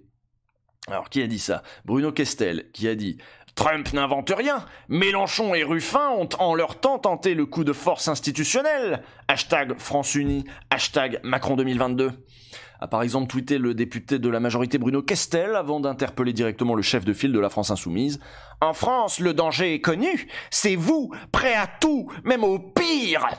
Plusieurs militants marcheurs lui ont emboîté le pas, évidemment. Ça va, c'était bien l'imitation. J'ai l'impression que je me suis un petit peu amélioré sur le Macron. Il est moins pourri qu'avant, mais je crois que j'ai encore un peu de marge de progression. Je sais que je suis pas encore au top. C'est notamment le cas d'Ambroise Méjean. Ah, je l'avais mis dans la vidéo, Ambroise Méjean. Vous vous souvenez, c'était le jeune avec Macron qui disait l'Europe, mes couilles là. Et il avait répondu en commentaire YouTube pour dire que je sais plus ce qu'il avait dit, Ambroise Méjean. En gros, c'est vraiment un bon élève, petite chemise, enfin tu sais, un jeune de droite, donc délégué général des jeunes avec Macron.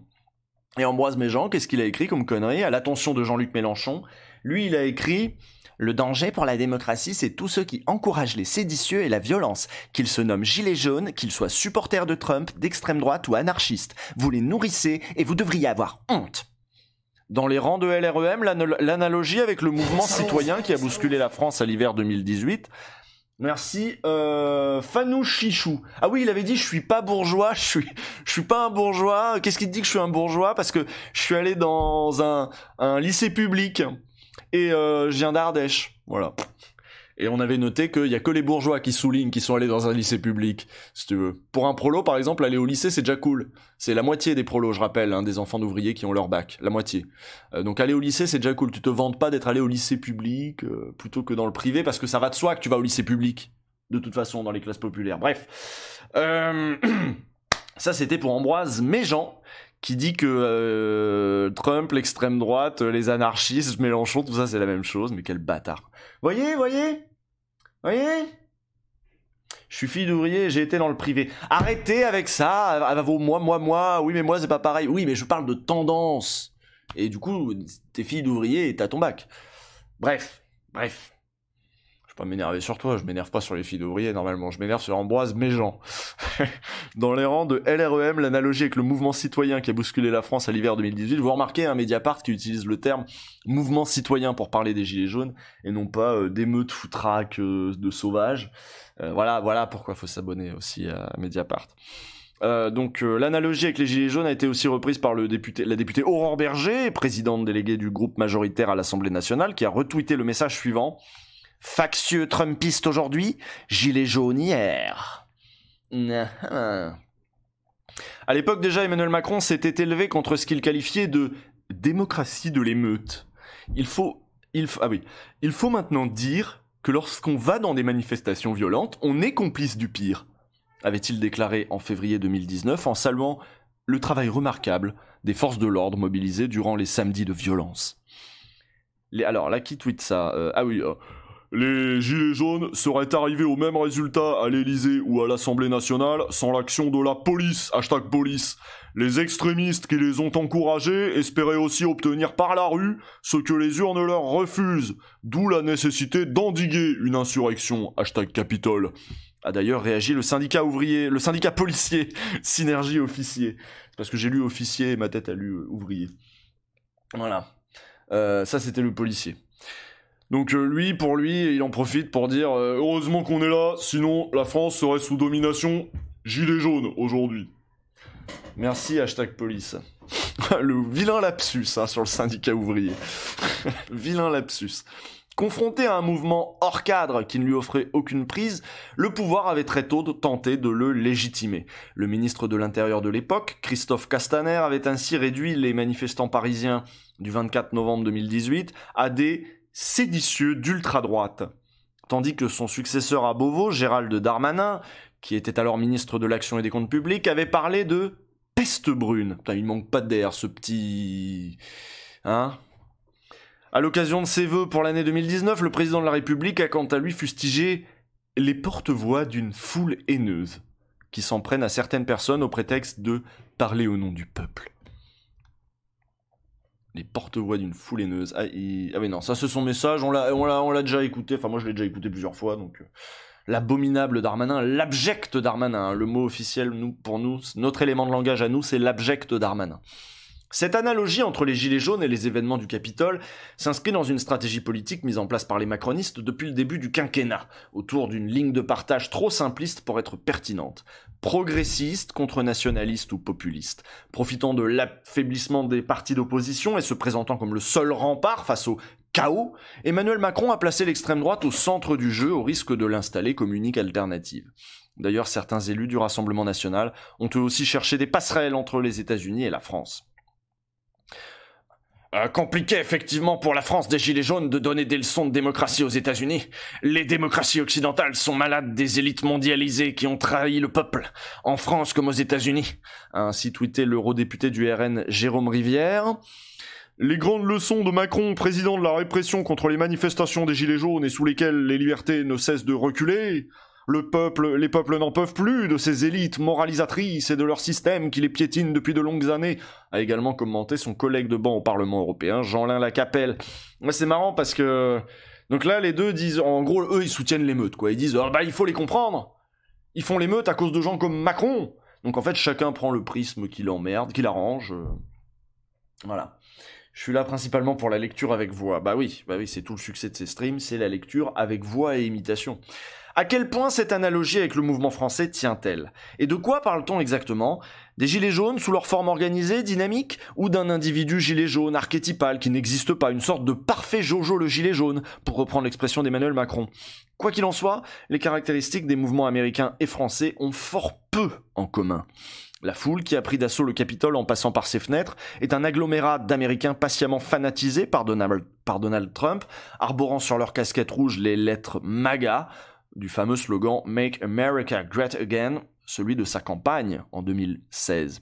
Alors chez nous, le jour où vous verrez des émeutiers avec le slogan de campagne d'un candidat dessus, il est pas venu, franchement. Donald Trump s'est finalement retrouvé... T'imagines, le changement c'est maintenant. Le mec il casse tout. Il casse tout pour avoir François Hollande qui reste. Ça serait zinzin. Donald Trump s'est finalement retrouvé obligé de siffler la fin de partie pour que ses Proud Guys rebroussent chemin, tout en les assurant de son soutien et de son amour. À la suite de ces messages, Facebook et Twitter ont un temps suspendu ses comptes. Les militants... D'ailleurs, je crois que Facebook... Zuckerberg a dit qu'il suspendait indéfiniment pour l'instant le compte Twitter de Trump en disant que c'était dangereux de le remettre. Voilà. Donc il y a des réactions... Tu sous-estimes l'extrême droite française. Ah, remarque, ouais. Tu penses qu'il y aurait des fachos qui arriveraient en mettant Marine vite? Je crois que les fachos, ceux qui sont au point d'être émeutiers, de prendre les armes, etc., comme en France on les connaît, hein, des gens comme Maxime Brunery qui avait pour le coup essayé de tuer Chirac, machin, c'est justement des gens pour qui le FN est une impasse, pour qui le FN est trop mou. Donc du coup, s'ils se lancent dans un truc d'émeute, etc., ce sera beaucoup plus, à mon avis, au nom de slogans qui viennent de Renaud Camus, genre non au grand remplacement, vous ne nous grand remplacerez pas, de trucs de Zemmour, que du slogan de Marine Le Pen, accusé, y compris par le Raptor dissident, souvenez-vous, hein, ce gars-là est d'extrême droite, au point d'accuser Marine Le Pen d'être trop faible, d'être Malika Le Pen, l'avait-il appelé, voilà. Donc non, je pense que ce serait plutôt ça, ouais, on est chez nous, ouais, ce serait peut-être un on est chez nous, ou... Ouais, la nièce plutôt, pas Marine, ce serait pas Marine maintenant, quoi. Bref... Les militants, électrisés par ces soins, les mêmes qui avaient tenté d'intimider les agents des bureaux de vote en novembre dernier, ne remettent pas en cause les règles du jeu électoral américain, ils contestent seulement l'échec de leur chef, privé par les urnes d'un deuxième mandat. Si certains brandissaient la Constitution, s'en seraient-ils seulement souciés si leur candidat avait remporté la mise face à Joe Biden ? Les Gilets jaunes ont, eux, démarré leur mouvement sur une revendication de pouvoir d'achat et de contestation d'une nouvelle taxe carbone avant de squatter les ronds-points de leur ville. Donc là, on est sur les différences. Voilà. C'est pas des gens qui arrivent pour un chef. Cet appel de novembre 2018 a effectivement réuni des citoyens d'horizons très divers, politiquement, socialement, économiquement, dans un mouvement bien plus composite que les mobilisations sociales françaises ordinaires. Merci Ricus, la CGT, qui me dit pas forcément une impasse, le RN, dans le docu sur Génération Identitaire, une militante explique que c'est leur vitrine clean et légale. Oui, mais il y en a qui disent que c'est une impasse parce que Marine Le Pen est mauvaise, parce qu'elle est pas assez à droite, en gros, qu'elle assume pas assez des slogans aussi tranchés que ceux que pourrait assumer Zemmour ou sa nièce. Ça veut pas dire que la voie électorale est une impasse. Je pense qu'ils pensent que la voie électorale elle est bien, mais il faut au contraire, comme l'a fait Trump en fait, il faut droitiser le camp de la droite. Il faut extrême droitiser le camp de la droite et non pas faire un petit camp à côté, ça c'est une impasse. C'est ça la stratégie Marion Maréchal Le Pen. Donc, bref, les Gilets jaunes. Donc là, voilà, cet appel contre la taxe carbone en novembre 2018 a effectivement réuni des citoyens d'horizons très divers, politiquement, socialement, économiquement, dans un mouvement bien plus composite que les mobilisations sociales françaises ordinaires. Leur dépolitisation partisane initiale fut également un marqueur bien plus fort que leur affiliation à un camp en particulier. Ça, c'est très juste. Le mouvement s'est bel et bien fortement politisé au fil des mois, mais en penchant vers les notions de justice sociale et fiscale, voire climatique, et une remise en cause de la démocratie représentative, avec notamment cette revendication phare du référendum d'initiative citoyenne, basée, il est vrai, sur une profonde méfiance, pour ne pas dire une franche détestation de la classe politique nationale. Des sujets plus sociétaux comme l'immigration, qu'Emmanuel Macron avait d'ailleurs tenté d'imposer dans son grand débat national, souvenez-vous, ce félon, ou d'autres relatifs à la famille ont souvent été quasiment bannis des discussions collectives organisées, car considérés comme hors champ et potentiellement destructeurs pour les groupes locaux. Ça s'est beaucoup vu. Non, on va pas parler d'immigration, parce que peut-être que sur ce sujet-là, on n'est pas d'accord, donc du coup, on n'en parle pas. Et ça rejoint aussi ce que je disais hier sur le fait que faut pas sous-estimer le fait que les valeurs de tolérance, les valeurs d'inclusivité sont des valeurs qui continuent à monter dans la société française. Le peuple n'est pas en train de devenir de plus en plus raciste. Hein. Les élites, ça, sans aucun doute. Les médias, les politiques, etc. Ça, il n'y a aucun doute là-dessus, c'est documentable, il n'y a pas de problème.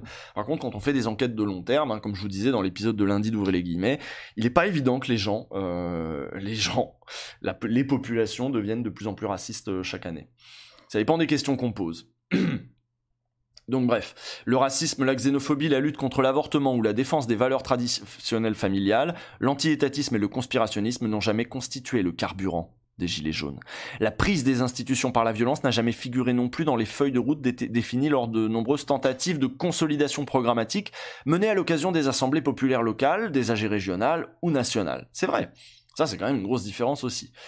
Il y a bien eu des slogans ou des pancartes racistes, homophobes, antisémites dans les cortèges ou sur les ronds-points, comme Mediapart l'a d'ailleurs relaté dans différents articles. Mais cela s'est déroulé à la marge du mouvement et fut le plus souvent canalisé par les Gilets jaunes eux-mêmes. Et c'était le plus souvent le fait aussi de militants d'extrême droite qui venaient pour essayer de faire peser le truc de leur côté. Et ça n'a pas réussi. Ça n'a pas réussi.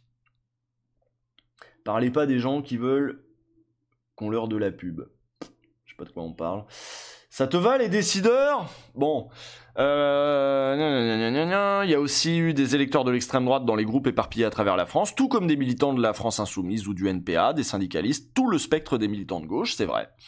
Les effets de bulle, alimentés par une consommation effrénée des réseaux sociaux, nourrissent sans doute le complotisme d'une partie de la population française et parmi elles, les plus réfractaires aux discours officiels, dont bien sûr les Gilets jaunes. Mais rien ne dit là encore que se revendiquer de ce mouvement rende davantage perméable à de telles dérives. Le mouvement QAnon, par exemple, va pêcher très large des gourous du bien-être aux jeunes youtubeurs branchés. Et c'est vrai que de dire que le complotisme est une composant, en gros un trait marquant des milieux de la classe laborieuse, voilà, mais des milieux populaires en général. C'est oublier que, mais pas que, si tu fais une sociologie, on l'avait fait dans le truc quand on avait fait l'épisode sur les masques, on s'était basé sur l'étude du mec qui avait publié ça sur la Fondation Jean Jaurès, je me rappelle plus son nom. Merci, Tortue Passable, qui montrait que, non, je suis désolé, les cadres supérieurs étaient tout à fait perméables au discours conspirationniste, complotiste et tout, et on était même allé jusqu'à hashtag relire Bigard, c'est drôle ça. On était même allé jusqu'à interviewer, je sais pas si vous vous souvenez, on avait interviewé un anti-masque qui disait ouais, vous nous faites passer pour des cons, venez nous interroger nous, les anti-masques intelligents, et on était allé l'interroger. En fait, on retrouvait ce vieux fond de ces mêmes arguments, voilà, de on sait pas, ce vieux fond complotiste, de on sait pas ce qu'il y a dedans, toujours les mêmes trucs. En fait, voilà, et le mec était cadre. Je crois qu'il bossait chez Twitter ou chez vraiment, il bossait pour une grande multinationale du numérique. Il était évidemment en télétravail dans son vaste jardin et il ressemblait à Sardoche, c'était marrant. Donc on avait vraiment le petit bourgeois, voilà, qui, voilà. Est-ce que lui c'est un complotiste voilà, c'est pas l'image qu'on a du complotiste tout de suite, mais en plus on savait pas nous qu'on allait tomber sur ce profil social-là quand on l'a contacté. On le savait pas. On l'a contacté, on a fait l'interview et puis voilà, on a vu ça quoi. Ah non, mais c'était vraiment Sardoche sur 20, quoi. C'était pas un réalisateur, bah il avait plusieurs compétences, je lui ai demandé on met quoi, il m'a dit mettez réalisateur, donc j'ai fait comme il m'a dit, parce que je suis pas un bâtard, mais il avait plusieurs trucs, tu vois, il bossait pour plusieurs, il avait un peu freelance, mais voilà. Je me rappelle plus du détail, mais enfin il bossait aussi pour une grande multinationale du numérique. Bref. En gros, pareil hein, pour le mouvement QAnon, pour les mouvements conspirationnistes aussi d'extrême droite, tu vois, quand tu vois des Berkoff, quand tu vois que les élus du RN reprennent, par exemple Florian Philippot, il a relayé tous les trucs à Donf, il est énarque, hein, il est énarque le gars. Bon bah arrêtez, foutez la paix un peu au prolo quoi.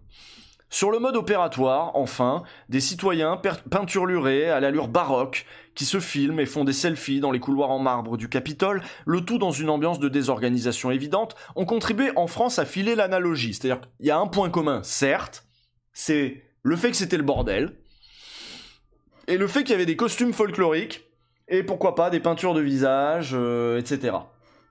Ce qui est emprunté aussi au répertoire, ça a été étudié pour le coup, ça a emprunté parfois au répertoire des supporters. Vous voyez le gars là avec sa coiffe machin, on a l'impression un peu des reportages sur les supporters de l'équipe de France, les mecs habillés n'importe comment, et les chants ont emprunté aussi au répertoire des supporters de foot. Vous savez le fameux Macron, le fameux on va te chercher chez toi, tu vois le truc, ça vient de, je crois que c'est le Racing Club de Lens. À la base, le chant qui a été remanié en partie par des cheminots. Il me semble hein, que c'est ça. Bref. Donc des répertoires folkloriques, mais des répertoires en fait de trucs des classes populaires, parce que voilà des cultures de Jean-Michel Aulas, ouais c'est ça. C'est l'OM ? Non mais alors c'est pas celle-là dont je parle. Macron explosion. Alors c'est pas celle-là, j'en parle d'une autre alors. Bref, à ce moment-là, comme l'ont répété non, c'est pas ça. Donc voilà, le fait que c'était folklorique, d'accord. L'Arc de Triomphe vandalisé et cette fameuse statue de Plâtre et Borgné, présentée à tort comme la Marianne de la République, les institutions n'étaient-elles pas chez nous aussi sur le point de tomber? Ah oui, sauf que nous, notre Parlement, il se tient pas dans l'Arc de Triomphe. Hein. Ah oui, c'est on est là, voilà, c'est on est là. Voilà, j'ai confondu. On est là, même si Macron le... Voilà, c'est celle-là. Et ça, c'est bien le RC Lens où je me plante, où je confonds tous les chants de supporters, parce que moi, j'avoue, j'y connais rien en foot. Hein. C'est des cheminots qui m'ont expliqué l'histoire de cette chanson. Le hooliganisme a toujours eu une influence sur la contestation politique dans la rue. On peut voir ce phénomène dans pas mal de pays. Oui. Et d'ailleurs, c'est très souvent... c'est ça, c'est le RC Lens. D'ailleurs, c'est très souvent que les clubs de hooligans, mais même pas de hooligans, de supporters, parce que hooligans, c'est vraiment ceux qui sont là pour la bagarre, machin. Mais les supporters, les clubs de supporters, les tribunes sont pas, ils vont pas se mettre dans le même virage, dans le même endroit, etc. Selon en fait des affinités politiques. À Marseille, il y a des clubs de supporters qui étaient franchement qui tendaient des banderoles avec Che Guevara, et à Paris tu vas alors c'est quoi, c'est la tribune, le comment on appelle ça, le virage de Boulogne, je sais plus. Oui, je suis nul en foot, hein, je vous fais ça, c'est de l'à peu près. Hein. C'est vraiment de l'à peu près. Voilà, là par contre t'avais du gros facho quoi. Donc bref, foot et politique, je pense qu'il y a des bouquins à lire là-dessus. Hein. Tribune d'Auteuil, les Boulogne Boys, le COP Boulogne, ouais, je crois que c'est ça. Si vous, qui a écrit, je sais en plus, il y a un gars du Diplo qui a écrit un bouquin. Ah, Correa, je crois, Michael Correa a écrit un bouquin sur le foot et la politique et tout. Je crois que Ruffin aussi, il a écrit un bouquin sur le foot et la politique. Non, pas le COP 21, vous êtes idiots. Vous êtes idiots. Michael Correa, hein, c'est ça, qui a écrit un bouquin sur le... comment il s'appelle? On va essayer de trouver la ref s'il y en a qui veulent creuser le sujet, parce que moi, vous avez bien vu, moi, je ne l'ai pas creusé. Moi, je me repose juste là sur des discussions avec des militants. Michael Correa, putain, je vais pas bien l'écrire correctement. Michael Correa avec 2 R. Il a écrit quoi comme bouquin? Journaliste pour Le Monde Diplo, pour Mediapart aussi. Oh, c'est bien. Il y a ses livres sur l'Isée. Voilà, une histoire populaire du football, évidemment. Une histoire populaire du football, c'est bien, parce que du coup, j'imagine que ça revient aussi sur les formes d'appropriation populaire, que ce soit de la pratique du football ou de la pratique, j'imagine, des pratiques de supporters, etc. Donc voilà, de l'Angleterre à la Palestine, de l'Allemagne au Mexique, du Brésil à l'Égypte, de la France à l'Afrique du Sud, ce livre raconte une autre histoire du ballon rond, depuis ses origines jusqu'à nos jours. Le football ne se résume pas au foot business. Depuis plus d'un siècle, il a été un puissant instrument d'émancipation pour les ouvriers, les femmes, on saura jamais. Bref, les enfants, allez, hop. Mais qu'est-ce que tu m'attaques, mon wad? Elle m'attaque mon wad. J'avais juste mon doigt qui faisait ça, qui pendait. Elle m'a fait griffe, le chat. Eh oh, mes mères, tu fais quoi? Bah non. Alors attends. Elle continue. Elle mord pas, elle griffe pas fort, mais il faut qu'elle comprenne que non, on joue pas avec les wads. Mes mères, descends. On fait pas ça, hein. Désolé, j'ai un chat à charge. Mais merde, méchante. Voilà, pchit dans sa gueule. Bref. Sébastien Louis a écrit sur les ultras italiens. C'est peut-être plus spécifique, là, je préfère... c'est vrai que c'est peut-être mieux de donner une référence. Je pense que l'histoire populaire du football, c'est pas mal. Elle s'ennuie. Mais je m'en fous, c'est pas mon problème, elle a qu'à écouter ce que je dis. C'est intéressant ce que je dis. J'ai 1 millier de personnes... J'ai 1890 personnes qui écoutent ce que je dis, ça les intéresse. Et alors toi, non. T'as la chance d'avoir ça à la maison. Regardez, qu'est-ce qu'elle fait là? Qu'est-ce qu'elle fait concrètement? Qu'est-ce qu'elle fait avec le radiateur? Zoom sur mes mères. Mes mères, qu'est-ce que tu fais avec le radiateur?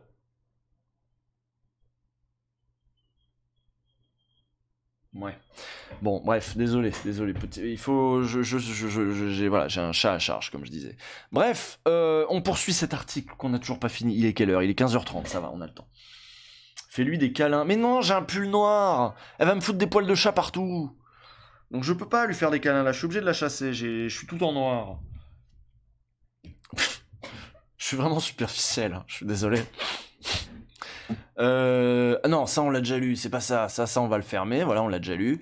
Voilà, bon. à ce moment-là, comme l'ont répété, ah oui, on disait voilà que les institutions étaient attaquées parce que il y avait eu du grabuge à l'Arc de Triomphe, mais on voit bien que la comparaison entre une statue ébréchée à l'Arc de Triomphe et le Capitole envahi, on voit bien que la comparaison est assez limite en tout cas.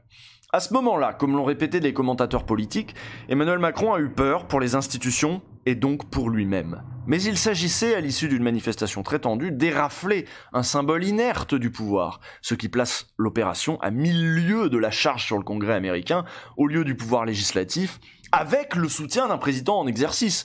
On voit bien que c'est pas les mêmes événements, quoi. Il y a bien eu, le 5 janvier 2019, l'assaut aux Transpalettes. Voilà. Est-ce que vous connaissez celui qui tutoie celui qui vous emploie? Vous voyez qui c'est, celui qui tutoie celui qui vous emploie, là? J'ai tutoyé ceux qui vous emploient. Juan Branco, qui était actif soutien du Transpalette. Hein. Donc, abondamment commenté, lui aussi, l'assaut du Transpalette, du secrétariat d'État de Benjamin Griveaux, alors porte-parole du gouvernement. L'histoire nous apprendra qu'il s'agissait seulement de 5 gilets jaunes. 2 d'entre eux seront relaxés par la justice dans cette affaire et 3 seront condamnés, quand même. Juchés sur un chariot élévateur qui, après avoir défoncé la porte du ministère, sont allés s'en prendre à une vitrine voisine. Pas vraiment une attaque coordonnée contre les institutions de la République. C'est vrai. Le Transpalgate. C'est ça, le Fenwick Gate. Quant aux appels réguliers et un peu bravaches à prendre l'Elysée, on se souvient, c'était Drouet qui disait ça. Enfin, il disait prendre l'Elysée, il disait monter sur l'Elysée. Non, peut-être prendre l'Elysée, remarque. Au cours de ces longs mois de manifestation, ils sont du même acabit, plus proches de la jouissance à s'approcher des lieux de pouvoir, politiques ou financiers, et surtout hautement symboliques. Oui, c'est vrai que les Gilets jaunes voulaient faire peur au président, et pas nécessairement devenir eux-mêmes, vous voyez, faire un coup d'État, renverser le président. Ils voulaient que le président, il se serait contenté d'une consultation, d'être reçu. En fait, il voulait être reçu, il voulait être écouté, et pour ça, peut-être qu'il se disait, il faut faire peur, quoi. Mais il n'y avait pas la tentative d'interrompre le processus électoral, ou le processus législatif, pardon, comme il y a eu de l'autre côté.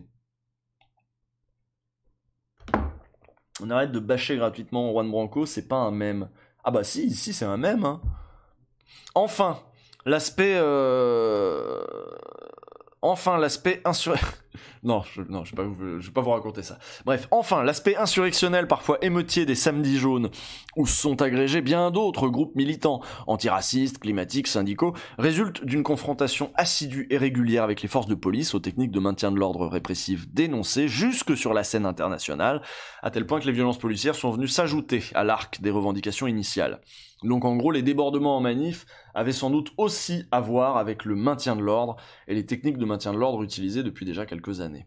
Croire déceler les gilets jaunes dans l'ombre des factieux du Capitole semble donc aussi étrange que de voir, comme le faisaient les commentateurs russes facétieux hier soir, une réplique des révolutions colorées au Kirghizistan, en Géorgie ou en Ukraine ces 20 dernières années dans les événements américains de mercredi. Ah oui, c'est bien, c'est intéressant ça.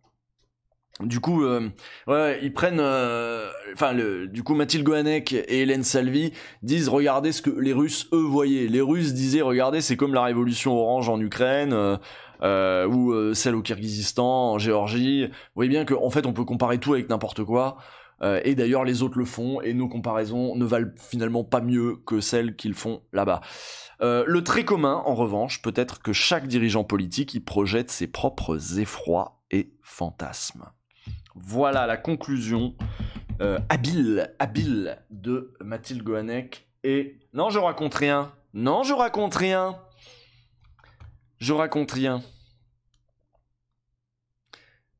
c'est juste... Ok, je vous raconte. C'est juste un échange que j'ai eu avec Juan Branco, mais qui a été supprimé parce qu'il a supprimé son tweet initial. Et du coup, vous l'avez peut-être pas vu. Donc du coup, attends, je le recherche parce que j'avais screené. J'avais screené pour l'envoyer à Cotentin en mode « Oh, regarde, c'est rigolo. » Je sais plus ce qu'il avait tweeté. Attends, est-ce que je vais retrouver ça Salaud. C'est bien parce que c'est vous, hein. Je vous le montre. Écoutez. Mais c'est tout bête, hein. C'est tout bête. C'est vraiment... En plus, je pensais pas qu'il me répondrait. Il me suit pas sur Twitter. Voilà, enregistrer l'image. Hop. Y en a qui l'ont vu peut-être. Voilà, je la mets dans conneries Twitter. Et on l'ouvre comme ça. Voilà, je l'ouvre sous Paint.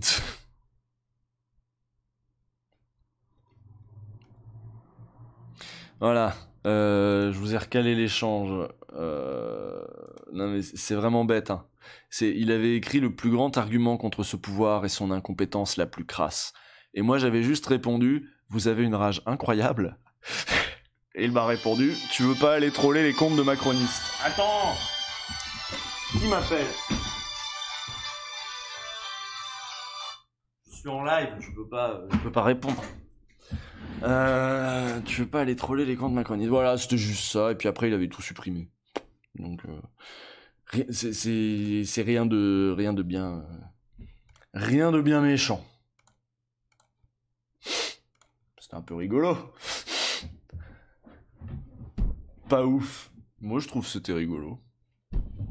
Cette sonnerie de personnes âgées. Mais je l'ai pas changé. Je l'ai pas changé. C'est pour ça. Arrêtez. La sonnerie est très forte, c'est vrai. C'est vrai. Il a pas totalement tort. Mais qu'est-ce que je fais toute l'année, moi? Merde. Ah oui, mais toi, t'es insoumis, toi, Zarguette. C'est pour ça, toi. T'es pour l'unité. C'est peut-être pour ça. Je m'attendais à rien, je suis quand même déçu. Mais je vous avais dit que c'était nul, c'est vous qui insistez.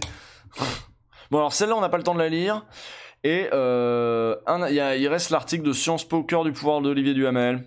Je pense qu'il va passer à la trappe et que moi, je vais manger. Et qu'on va se retrouver pour la suite vers 16h, 16h10.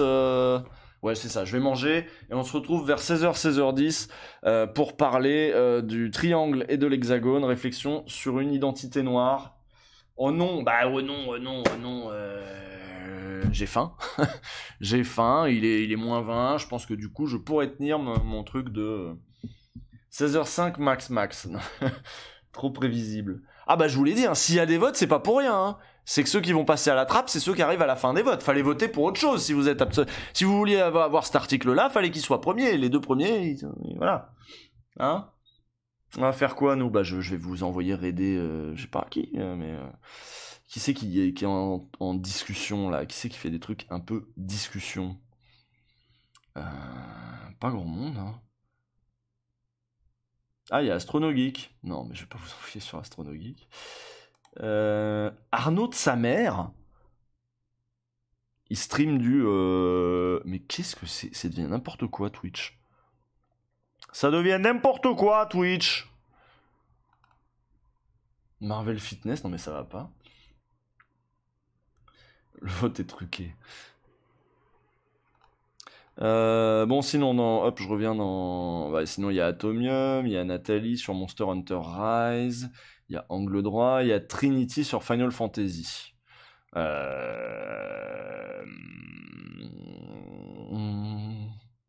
Vous préférez qui? Angle droit, Lena Situation. Non, mais moi je trouve que les raids sur les gens avec qui on a des petits différences, c'est un truc un peu agressif. Tu vois, moi j'aimerais pas recevoir un raid direct de facho, par exemple des mecs d'Astronogeek, tu vois. Et donc voilà, tu vois, je ne fais pas ça. Le French Restream, c'est quoi le French Restream? Ils font quoi le French Restream? Je connais pas. Puis ils sont déjà 6000, mais non, l'intérêt c'est de raider des petites chaînes, pas des grosses. Allons bon. Atomium, il a du monde là, Atomium? Non, Atomium, il y a plus de monde, donc je vais prendre je vais prendre celle qui a le moins de monde, voilà. Monster Hunter Rise, vous allez aller voir Nathalie. Allez, où? J'ai décidé, je prends celle qui a le moins de monde. C'est la loi du...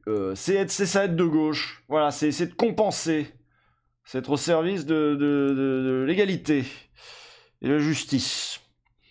Merci Monsieur Paul, merci Camouille la fripouille, merci Tortue Passable, et puis les autres, je pense que je les avais. Fanouchinou, je l'avais, il me semble, et puis c'est tout, voilà. Donc allez, lancez le raid. J'espère que ça va pas merder comme l'autre soir. J'avais dit Nathalie, hop, lancez le raid, et nous, on se retrouve dans pas très longtemps, hein, moi, mais faut vraiment que je bouffe. C'est tout, j'ai faim. Je vous ai dit, j'ai mangé que des pains au chocolat aujourd'hui. Il me semble pas que ce soit un régime suffisant, hein. Allez, à toutes, des bisous, et mais de rien pour le live. Vous pourrez retrouver ça en replay. Putain, je fatigue. Ouais, je fatigue, donc bouffe, café, tout ça. À tout à l'heure.